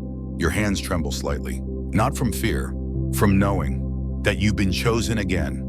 The host nods once. Eat only if your silence is not borrowed. You pick up the half with the clove. It's warm. The scent rising from it is hard to place, sweet but layered. There's something herbal in it, something ancient, like memory pressed into fruit. You take a bite, not large, just enough. The clove cracks in your mouth, and the taste isn't pain. It's recognition. The scholar leans in. Now they know. You swallow. It burns. But it doesn't hurt. Not yet. The host closes his eyes. The woman in crimson smiles again for the first time in an hour. And Mehran, he raises his glass to you. Not in salute, in surrender. Because whatever this was, a test, a trap, a trial you passed, the fig was meant for someone else. But you ate it. And the poison, if it was poison, has not claimed you. Yet. The music changes again. Drums now. Slow, hollow, like the sound of footsteps across a marble tomb. And the newcomer stands. No more pretenses, he says. Let only the remembered remain. He bows. To the host. To Mehran. To you. And leaves. Just like that. Gone. Your goblet is refilled. Not by a servant, but by the scholar himself. You'll want to drink this, he says. What is it? Mulberry and resilience. You drink, and for a moment your breath returns to you. The taste dark, thick, grounding. And in the wake of it, the room finally exhales. Because the danger has passed, or shifted. Or maybe like you, it simply changed shape. They still talk about the peach. Not tonight. Not aloud. But in every glance that avoids the fruit tray and every cautious hand that hovers over stone fruit and then retreats, you can sense it. The memory of the peach that started a war. It wasn't even a perfect one, they say. Small, bruised at the stem, offered without fanfare by a young emissary at the tail end of a feast not unlike this one. He thought it would be taken as a gesture hospitality from one minor house to another. Instead, it became an insult. Because the peach was offered last, not first, not alongside the figs or almonds, but after, as though it had been forgotten or worse, an afterthought. The recipient, an aging noblewoman, believed it was commentary. On her age, on her fading influence, on her distance from the host. She accepted it, of course, and then she buried it, in her garden, in full view of her servants. The message was clear. This fruit has no place at my table nor in my house. By morning, her house had withdrawn its support from a trade route. Within weeks, 2 other houses followed. By winter, there was a siege on a hilltop fortress that had once served as a summer retreat, all because of a peach. You think of this as a bowl is placed in front of you, now filled with stone fruits freshly chilled. Plums, apricots, nectarines, and yes, peaches. Round, fuzzy, flawless. You don't reach for them. Not yet. No one does. The host looks to Mehran. Mehran nods, and a servant removes the bowl, without a single piece taken. The ritual isn't about eating. It's about knowing when not to. The music has shifted again, woodwinds now, thin and wavering like reeds over water. The sound is lonely, thoughtful, the aftermath of something unspoken. Across the table, the woman in crimson breaks the silence. She sets a single plum from her own personal plate onto the shared tablecloth. A gift, a dare. You wait. Another guest, this one, a nobleman, whose name you never caught, picks up the plum and cuts it with his thumbnail. Inside a seed, wrapped in paper. He peels it open. A line of poetry. Spoken aloud, it might mean nothing, but he doesn't read it. He simply nods and eats the plum. Historians still argue whether fruit messages were real or exaggerated tales passed down by servants and poets. But this one, you just watched it happen. Your turn comes quietly. A plate placed gently before you. One peach. No note, no gesture, just the fruit. It gleams. And beside it, a knife. You glance to the scholar. He's watching, but he says nothing. You pick up the knife. The peach is ripe. It yields easily, the blade sliding through like breath. Inside, nothing but flesh. You take a bite. It is perhaps the best peach you've ever tasted. Juice drips down your fingers. You wipe it with the corner of your napkin. The first one returns somehow, folded just as it had been hours ago. You look to the host. He nods once. Balance returns, he says. Then he gestures, and just like that, the fruit is cleared, as if it never happened. You lean back. The sweetness lingers on your tongue. It settles in your chest like the opposite of grief. The scholar murmurs, "Some wars are averted with the same fruit that once began them." You nod. The woman in crimson catches your eye. She does not smile. She simply holds up a single cherry stem twisted into a knot. You don't know what it means, but you bow your head, because here acknowledgement is safer than inquiry. The scroll still rests beside Mehran. He has not touched it, but neither has he looked away from it. Perhaps it will remain unopened. Perhaps that is its power. The host claps once. No speech. No gesture, but a servant steps forward and rings a tiny bell. And with it, the story of the peach ends, and something else begins. The cushions are adjusted. The lanterns dimmed further. And the final acts, whatever they are, begin to stir beneath the silks and the incense and the syrup still clinging to your fingertips. You hear the drum beat before you see the dancer. Not a thunderous rhythm. This is no festival. It's a heartbeat in silk, soft, precise, purposeful. It seems to rise from the floor, from the bowls, from the folds of every cushion. It doesn't demand your attention. It invites it. And in this room, invitation is never just a courtesy. It's a test. A servant parts the curtains near the dais, and the dancer enters not with a flourish, but with stillness. She walks slowly, arms at her sides, her robe trailing behind her like spilled wine. She's not dressed like a performer. She's dressed like a guest, and yet everyone knows what she is. A mirror. Her job is not to entertain, it's to reflect, to show you your own discomfort, your own restraint, your own desire to move when everyone else remains still. This is the dance of silence. Historians refer to it in cautious footnotes, a performance reserved for only the most complex of banquets where tensions that couldn't be solved with conversation, but still needed to break. The dancer stops in the center. No music now, only breath, and then a gesture. One hand rises, palm flat, fingers slightly spread. It's a signal. She is not dancing alone. You feel your chest tighten. This is the moment. The one warned about in whispers. Refuse the dance and your shadow lingers where your body no longer is. No one looks at you, which is how you know they are all thinking of you. The scholar shifts beside you. You don't have to stand, he says, voice barely audible. But if you do, don't lead. You breathe in, breathe out, and then you rise. Not quickly, not heroically. You simply move, and it is enough. The dancer looks to you not in approval, not in surprise, but in acceptance. You join her. No steps are taught. There's no choreography, only instinct. You raise your right hand. She mirrors it. You turn your wrist. She follows. And around the room, the guests still speak softly, still sip, still eat. But now there's a dance happening among them, subtle, echoing, disturbing. Because your movements cause questions, and answers, it seems, aren't welcome here. The dance lasts no more than a few minutes, but in that time you feel your role change. No longer observer, no longer curiosity. You become part of the design. Your steps align with hers. Your shadow falls alongside hers. And when she lowers her arms and steps back, you do too. The host claps once.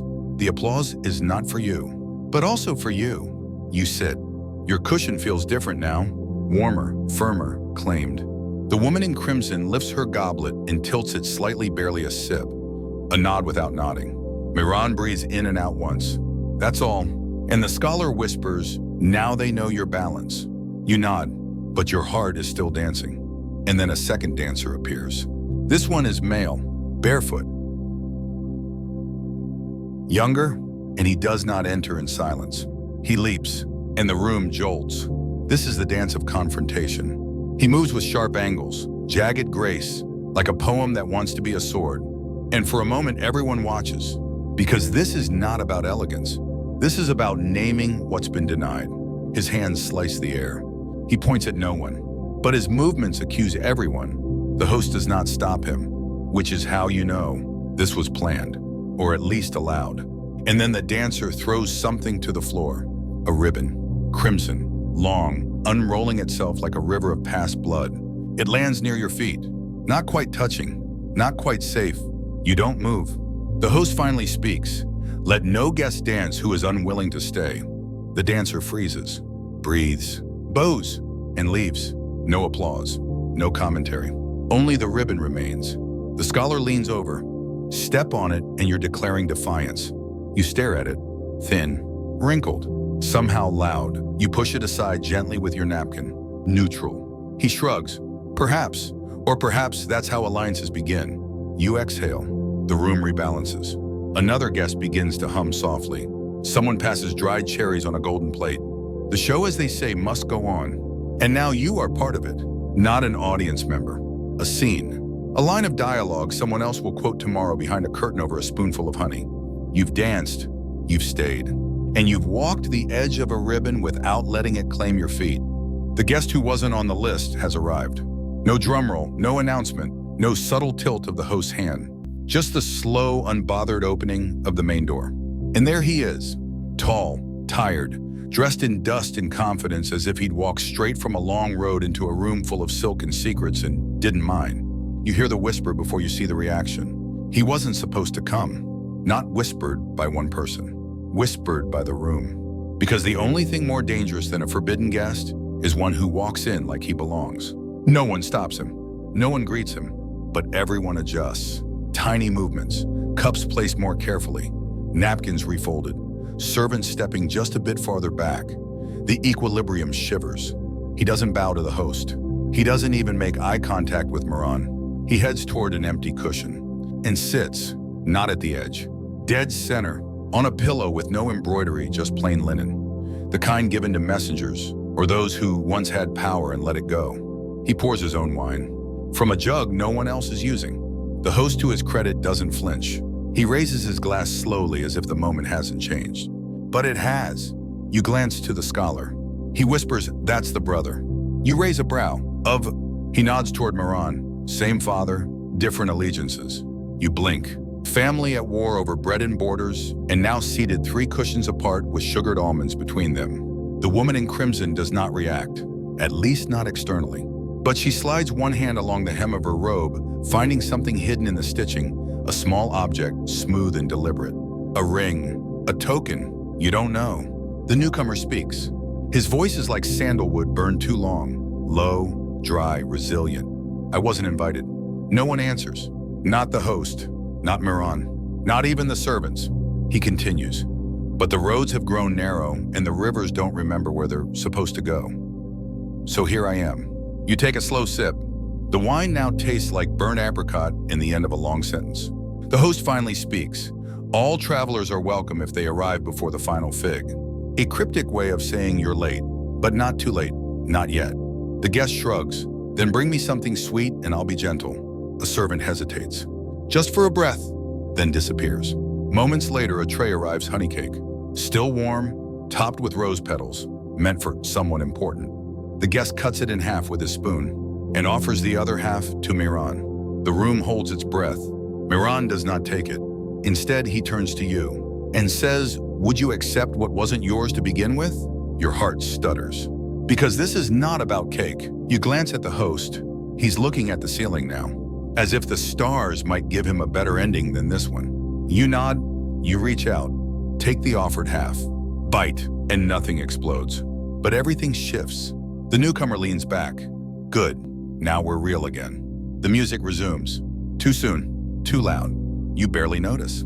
Because the cake is delicious. Because the crumb tastes like reconciliation and something behind it unresolved. You glance down at your napkin. It's folded again, this time in the shape of a bird.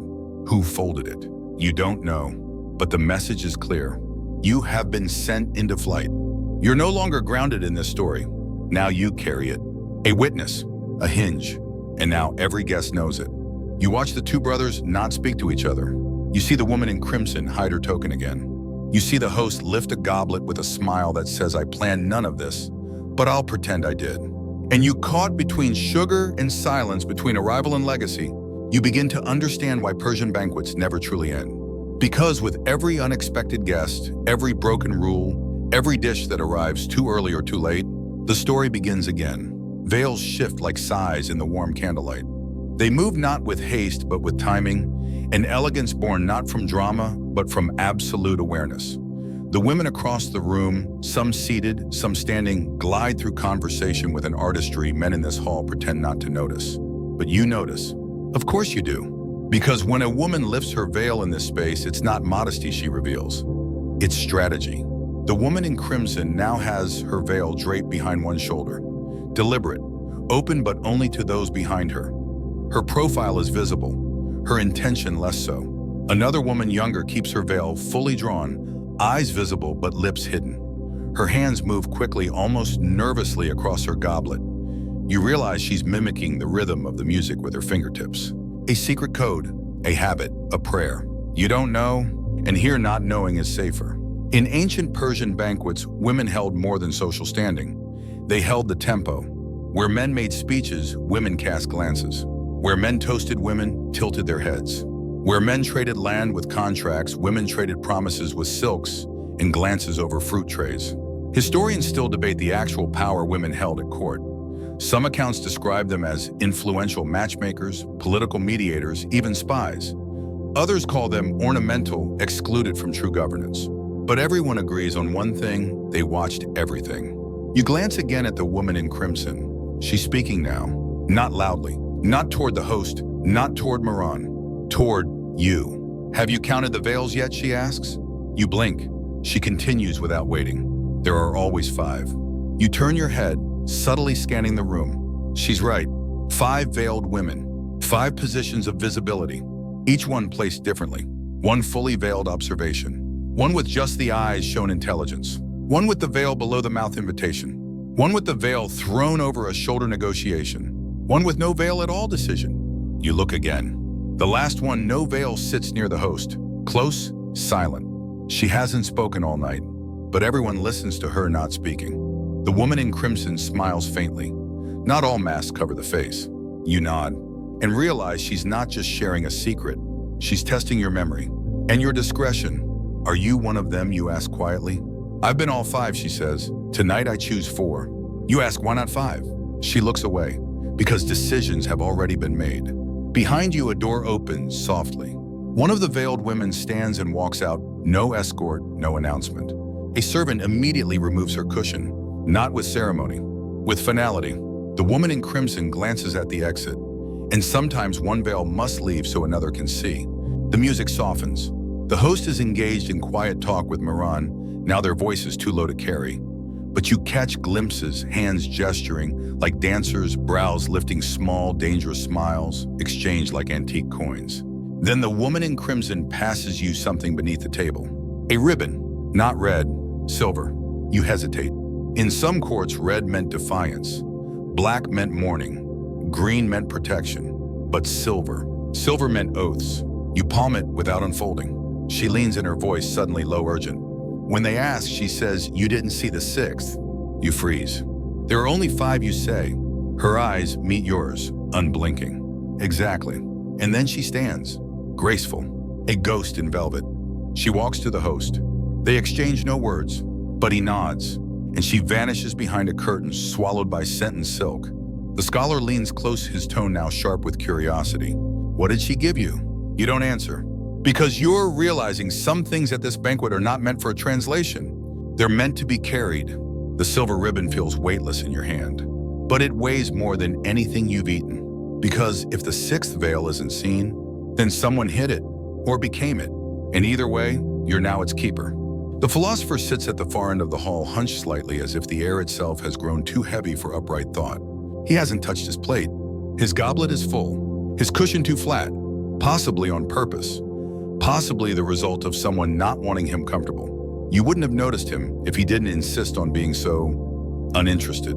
Everyone else is eating, toasting, performing. He's simply existing, watching the fruit rot slowly in bowls that shimmer like sunrise. The scholar beside you murmurs, "That's Cavour." You glance. Should I know him? He once refused an emperor's invitation by writing a poem about fish bones. You raise an eyebrow. 6 lines, he adds. No signature. Everyone still talks about it. Cavour takes a breath. You can tell because his robe moves, not because he makes a sound.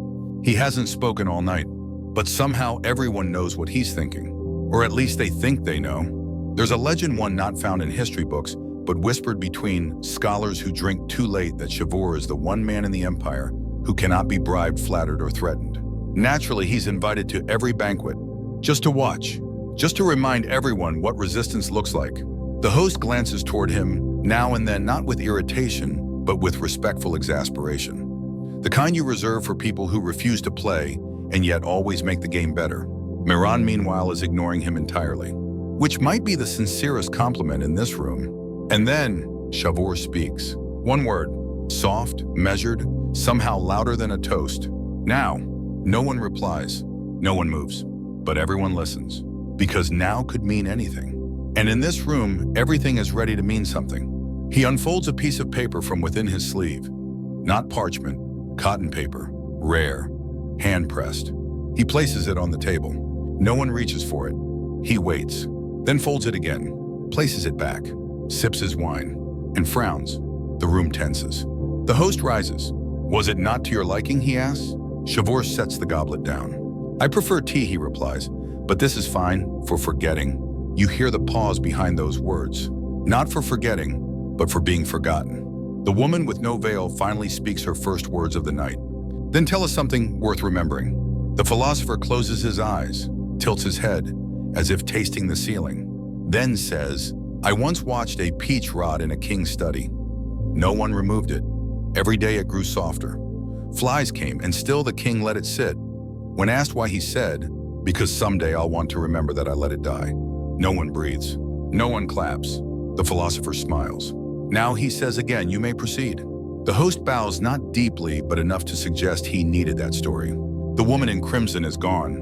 The guest who wasn't invited, still seated watching Cavour like a student watching the last teacher who ever mattered. You still holding the silver ribbon in your sleeve, begin to wonder. Is that what this night is, a test of what deserves to be remembered and what you're willing to let rot? Cavour rises. No one stops him. He walks slowly, almost absent-mindedly, toward the edge of the banquet hall. At the threshold, he pauses, plucks a grape from a silver bowl, and slips it into his robe pocket. A gesture so small, so ordinary, that it suddenly feels profound. And then he's gone, and the room exhales again. But this time, it feels emptier, like something just left that can't be replaced. The scholar watches him vanish, then mutters, "We'll misquote that story for 100 years. You finish your wine. It tastes clearer now. Lighter. Or maybe you're just understanding the recipe. Because the philosopher didn't say anything new. He just reminded you, even banquets ferment. And someone always walks out carrying the smell of what was left too long. Your next plate arrives not with a flourish, but with a sigh. It's quieter now, the banquet. Not over, never over, but softer, like a story slipping into its final chapters. The dish set before you is simple lamb and barberry stew over crisp rice edges, scorched to perfection. It smells of home, though you've never tasted it before. That's the trick. This isn't just food, it's memory management. It's the moment when a feast stops impressing and starts embedding, when flavor stops being language and becomes legacy. The scholar beside you stirs the rice, letting the scent rise. This was first served to a king who couldn't forget, he says. Forget what? No one knows, he replies. But he asked for a meal that would distract him long enough to remember something else. You take a bite. The tang of the barberry punches, first sour, insistent, waking up whatever part of your tongue still held out. Then the lamb, soft, spiced, resigned, like it knew this moment was coming. You chew slowly. This isn't banquet food. This is ancestor food. Historians call dishes like this foundations. Staples passed down not because they dazzled, but because they endured. Dishes that survive because someone needed them to. Around the room, guests eat more slowly now. The frenzy has passed. The performances are mostly done. No dancers, no singers, just bites and blinks and thoughts. The philosopher is gone. The woman in crimson still missing. The host, still present, but his hands no longer command attention. Now they just fold and unfold his napkin. He's waiting for something. You are too. And then Marin speaks. I remember the first time I tasted this dish, he says, voice so casual it makes heads turn. I was 15. A storm had closed the roads. The cooks had nothing left but dried berries and a stubborn goat. Laughter. Soft, real. He continues. The goat, I'm convinced, cursed me. The stew tasted like regret and defiance. But I've asked for it every year since. More laughter. And in that moment you see it. The human. The man who once danced across maps and borders, who whispered diplomacy into silk folds. He is telling a story, not a metaphor, a memory. And for the first time, the host lets his smile stay longer than it should. Because this is what happens in the last courses, walls soften. Ritual thins, power relaxes. For now, a servant arrives with flatbread. It's torn this time, not stacked, offered in pieces, bite-sized, edges uneven. You take one. The bread is warm, crisp, comforting. You dip it into the stew and the moment feels unreasonably kind. Another guest toasts. To mothers who stirred with their hands. Another to fathers who knew the right salt. Another to recipes that outlived kingdoms. And you raise your cup and say nothing. Because what you're toasting is not meant to be said. It's meant to be tasted. And then a bell chimes. Not from the host, not from the staff. From the ceiling, a single distant chime. Guests look up. You do too. Above, a silk banner has been unfurled, barely visible in the dimming light. It reads, if you can name the flavor, you have not tasted it fully. You blink, because you know that line. You read it once, somewhere, long ago, in a footnote, in a book about banquets and grief. The scholar leans toward you. It's begun, he says. What? He nods at the host. At Maran, at your own plate now nearly empty. The reckoning. And just like that, the staff begins replacing dishes. Not with dessert, with duplicates. The same lamb, the same rice, but something is different. You take a bite, it's not the same. You want it to be the same, but it's not. The lamb is sweeter, the berries fewer, the rice too soft. A test, a trick, or a reminder that nothing lasts exactly as you remember it. The host clears his throat. We serve this second plate, he says, to remind you how little you understood the first. Guests nod. Some laugh, some don't. You stare at your spoon. The food is still good, but now you're aware of what you missed the first time. And you begin to wonder, what else did you miss? The messages, the symbols, the veils, the veiled. And just like that, the second serving becomes the most important bite of the night. Because this isn't about food anymore. It's about facing the flavor you thought you'd mastered and realizing you've only just begun. The candle nearest your plate is burning lower now. Its flame still steady, but with that occasional flicker that suggests the wax remembers other rooms, other evenings, other truths. Your second bowl sits half-eaten, not because it isn't good, but because you're thinking too much. It happens to everyone eventually, the scholar murmurs. The banquet of mirrors, they call it. The moment when you stop attending the feast and start seeing yourself in every spoonful. He swirls his wine, watching the surface ripple. Persians didn't invent the idea, but they perfected it. You glance around and realize no one is talking anymore. Not aloud. Now it's the clink of metal, the hush of fabric shifting, the occasional cough disguised as distraction. A hall full of people pretending to be guests while privately auditing their decisions. Because this is the unspoken climax of every great Persian banquet. The pause, not for digestion, for reckoning. You lean back slightly and realize your cushion has shifted just enough to tilt your spine. A message, an accident, hard to say. But now your body is angled just so, and from this precise position, you notice something. The sixth veil. Not worn, not draped, folded. Under the table leg of the woman who hasn't spoken all night.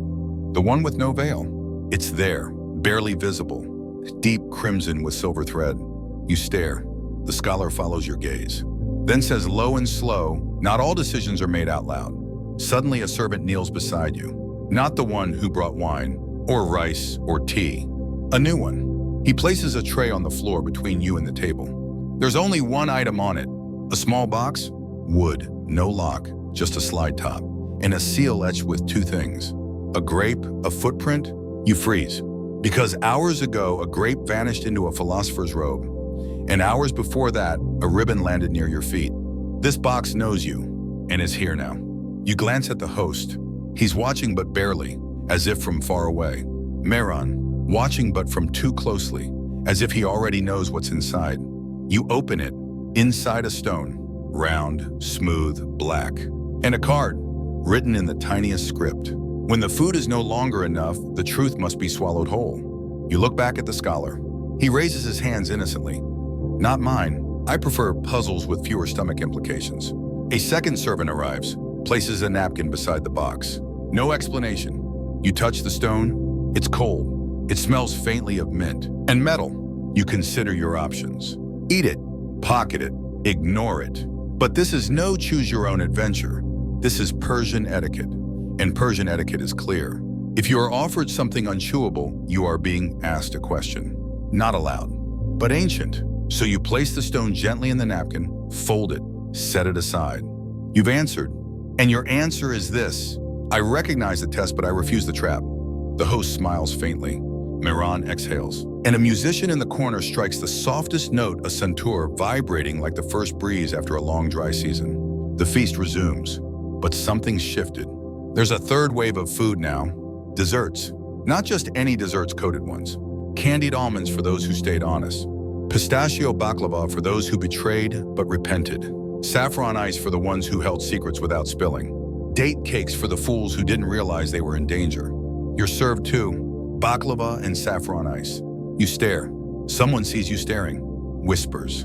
A laugh ripples down the table. Not cruel. Not kind. Just amused. And now everyone knows you held a secret. And they're wondering what it was. You take a bite of the baklava. It's sticky, sweet, laced with cinnamon and some other spice, regret maybe. You taste the ice next. Cold, clean, delicate. Gone in a blink. You're not sure which is the judgment and which is the forgiveness. But you know this, the desserts are not about closure. They are invitation to return, to tell the story wrong, to tell it again. Because no one ever remembers a Persian banquet correctly. Not even the ones who lived through it, especially not them. By now, the hall smells less of food and more of memory. The spices have settled into the walls. The sweetness clings to your fingertips. Even the wine on your tongue feels less like a drink and more like a story that won't leave. You stretch subtly, trying not to disturb the moment, because there's a stillness in the air now. Not silence, no. The music plays softly, fingers still brush porcelain. Someone's laughter trickles like a last sip of honey, but it's the kind of stillness that only comes when everyone in the room knows the feast is no longer the point. Now it's about what's left after. The host stands, slowly, elegantly, as if even his posture has been aged in pomegranate syrup and political caution. He lifts his goblet, not high, just enough, and says, "Tonight we have eaten more than food. We have tasted memory, grief, and salt. And now I offer one final course, meaning, take it if your stomach allows." No one moves. He smiles faintly. Very well. He claps once, not loudly, just enough to wake the idea of sound. And from behind the curtain comes a child, 10 years old, maybe 11, barefoot, carrying a tray so wide it requires both hands. On the tray, a single scroll.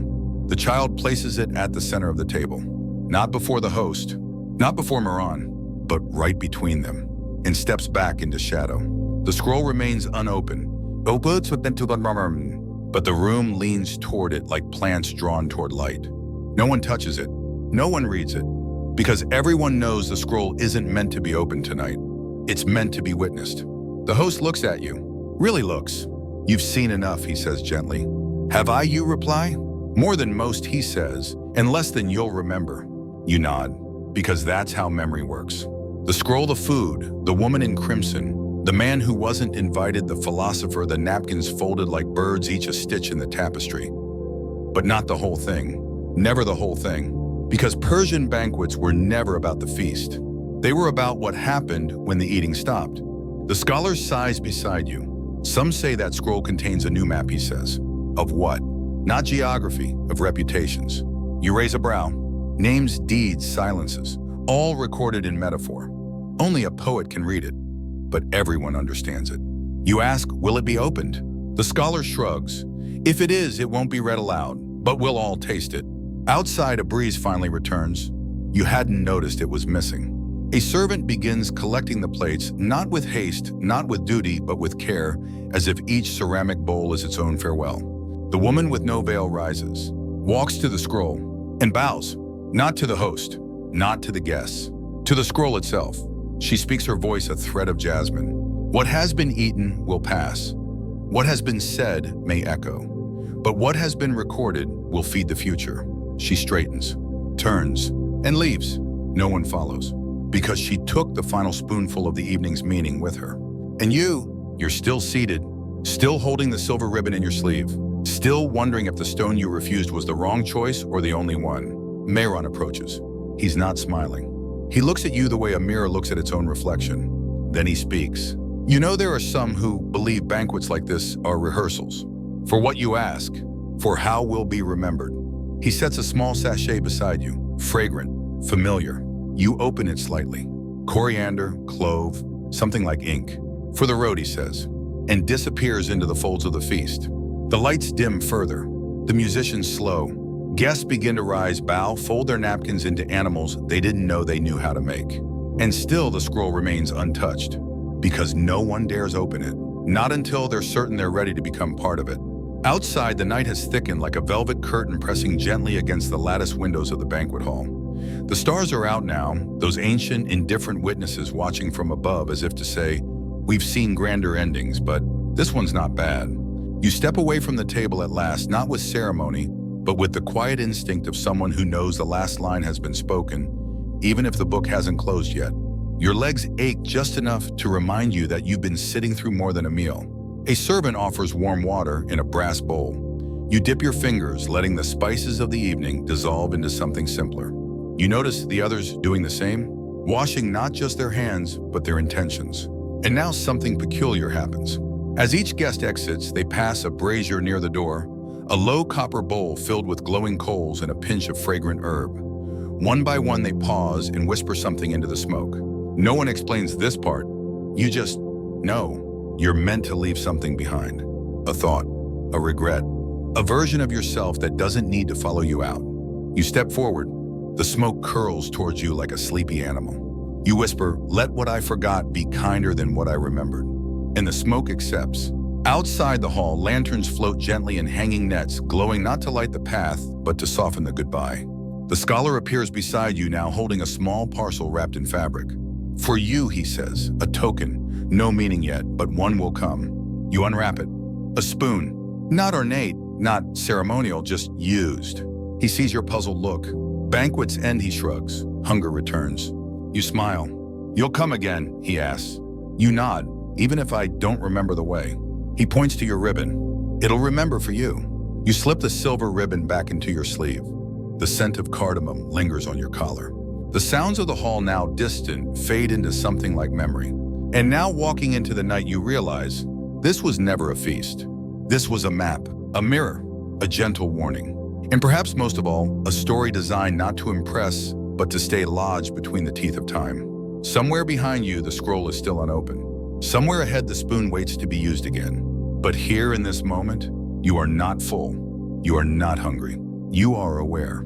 And in Persian tradition, that may be the most satisfying course of all. The path from the banquet curves gently away from the hall, as if even the earth understands that departures should not be abrupt.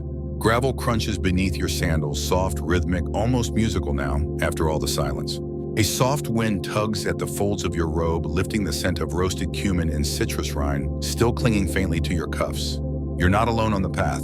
Other guests walk beside and behind you, each at their own pace, each wrapped in their own reflection. Some murmur to companions, but most walk quietly their thoughts, digesting more than their stomachs ever did. Ahead, a small structure emerges in the moonlight. A resting pavilion, wooden beams, no doors, cushions inside, and a long marble trough filled with cool water, its surface still and reflective, too still for a place with no roof. You approach. The scholar is already there, crouched by the water, watching his own reflection, with the vague suspicion of someone who's just realized his beard contains secrets he didn't authorize. "Careful," he says as you kneel beside him.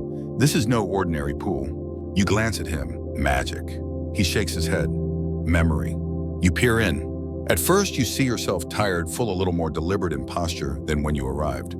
Then the image ripples and shifts. You're still there, but younger. Maybe 10 years ago. Maybe yesterday in your mind. Then older. Then someone else entirely. Then nothing. Just water. The scholar dips his fingers into the pool and flicks a single drop toward the night air. Persians believe memory could be stored in water, he murmurs. Because water never forgets shape, just finds a new one. You watch your reflection reassemble, and you whisper because it feels required. What have I become tonight? The pool in its infinite patience offers no answer. But that's the trick, isn't it? Banquets ask questions that only time can answer. You rise. Someone has left behind a set of sandals by the pavilion. Too small, too worn, clearly meant to be forgotten. You resist the urge to take them with you, because not everything must be carried forward. Some things, some flavors, some glances, some whispered names only exist to evaporate. At the edge of the garden path, a woman waits. You recognize the fabric of her robe, crimson. The veil folded and held loosely in her hand like a scarf she might wear again tomorrow or never. She doesn't speak, but she nods once and walks. You follow not because you must, but because her presence feels like the final line of a poem you've almost memorized. The path narrows, thick with jasmine now, the kind that blooms only at night and only when it senses people trying not to cry. You both pause at a small archway made of carved stone. It reads, "The taste is gone, the story lingers." She turns to you, her voice softer now, a feather brushing a drum. "Did you bring anything out with you?" You hesitate, then pull the silver ribbon from your sleeve. "I didn't ask for it," you say. She tilts her head, and yet it found you. You offer it to her. She doesn't take it. You don't give back the story she says, you live it. The wind carries something citrusy, maybe orange blossom, maybe memory. You step through the arch. She does not follow, because this was your banquet. And now it's time to walk the rest of it alone. Not lonely, just alone with the ribbon in your pocket, the stone still folded in the napkin, the spoon in your palm, and the faintest, clearest sense that while the food may be gone, the feast isn't over.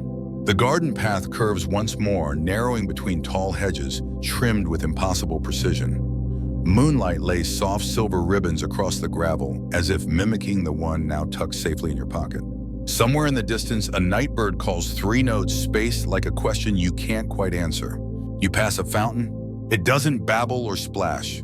It drips once every few seconds, each drop echoing like punctuation at the end of a thought. No coin lies in its basin. Only petals, all white, none fresh. A sign hangs crookedly beside it, the script faint but legible. If your wish has already come true, don't ask again. You smile, quietly, because it's the kind of advice you wouldn't have listened to yesterday, but tonight it lands. You sit on the bench nearby. The spoon in your hand now feels heavier than it should. Not physically, symbolically. It's just a spoon. But it's also a key one that unlocks not doors, but appetites you didn't know you had. Appetites for truth, for subtlety, for meaning layered beneath saffron and smoke. A soft shuffle. The scholar appears again, this time without his usual smirk. He sits beside you, hands clasped, staring straight ahead. After a while, he speaks. You know what the real trick of a Persian banquet is? You raise an eyebrow. It's not the food, he says, not the veils or the scroll or even the philosopher's silence. You wait. He leans in just slightly. It's the aftertaste. You nod, because he's right. The feast lingers not on the tongue, but in the decisions you'll make tomorrow. In the way you pour your tea, pause before answering a question, notice who hasn't spoken in a room. He stands, leaves without farewell. You sit a moment longer. And then without quite meaning to, you whisper, "Let this not be the end. Let this be seasoning." The spoon still in your palm warms, not from heat, but from usefulness. And you realize you will cook differently now, speak differently, maybe even listen differently. That was always the point, not to be full, but to be altered. A rustle behind you, you turn, and there leaning against a fig tree is the uninvited guest. Still here, still silent. He holds a satchel now, worn, patched, heavy with something you can't name. He nods once and you suddenly feel an unexpected kinship, because he too took something from the feast, something more than food, something like permission, to walk with less certainty, to carry more silence, to ask better questions. You rise, the wind picks up, warm now like breath, as if the banquet hall itself just exhaled. And somewhere behind that breath you hear the faintest sound, a scroll unfurling, not aloud, not public, but felt. Like the way dreams feel just before waking. And now, you are walking not away from the banquet, but with it, in your step, in your pockets, in your bones. You won't remember every dish, every line, every symbol, but that's okay, because the story remembers you, and it will call again, perhaps when you least expect it, perhaps when you're chopping herbs and smell coriander too suddenly, or hear a laugh that reminds you of someone who bowed before a scroll they never read, or when you find tucked in a drawer a spoon that has no matching set. The banquet is not over. It never was. It simply moved into you. You cross the final stretch of garden under a sky now fully black, embroidered with stars so bright they seem to blink with judgment, or maybe just approval. There is a gate ahead. Not grand, just a wooden arch wrapped in trailing vines and small bells, each one strung with a slip of paper like tiny white sails. They don't ring, they flutter. Because this exit isn't meant to announce departure. It's meant to bless it. You pass beneath, and for a moment the world feels paused. Even the gravel quiets beneath your steps. Even your breath feels curated. Then you hear it, a voice, familiar, low, behind your shoulder. You left before the final toast. You turn, Meron, alone now. No servants, no scroll, no robes of authority. Just a man in the same air, with the same tired eyes. You say nothing. Because what does one say to the architect of a dream you barely survived? He smiles, not kindly, not coldly, just real. You did well, he says. You offer a dry laugh. Did I pass? That depends, he replies. Did you eat the stone? You reach into your pocket. The folded napkin is still there. You hold it out. He nods, takes it, opens it, looks at the stone inside, then without comment places it in his mouth. Chews, swallows. You freeze. Was that safe? He shrugs. Was it ever meant to be? You stare and realize you've just watched a sacrifice. Not literal, not tragic, just a quiet act of acceptance, of the weight, of the truth, of the burden someone had to carry. He turns to go, stops, and tosses something over his shoulder. You catch it, a single dried barberry, wrinkled, dark, still aromatic. He vanishes down a shadowed side path, one you didn't see before. And suddenly, you're alone. Not lonely, just alone. With a ribbon, a spoon, a scroll-shaped memory, and now a barberry. You hold it up to the moonlight and whisper, "Let me remember what mattered and forget what didn't feed me." The wind agrees. The bells above the gate shift slightly. One slips free, its paper fluttering into your hand. You read, "You were not meant to understand. You were meant to transform." And with that, you walk. Not home. Not away, just forward. Because Persian banquets don't end at dessert.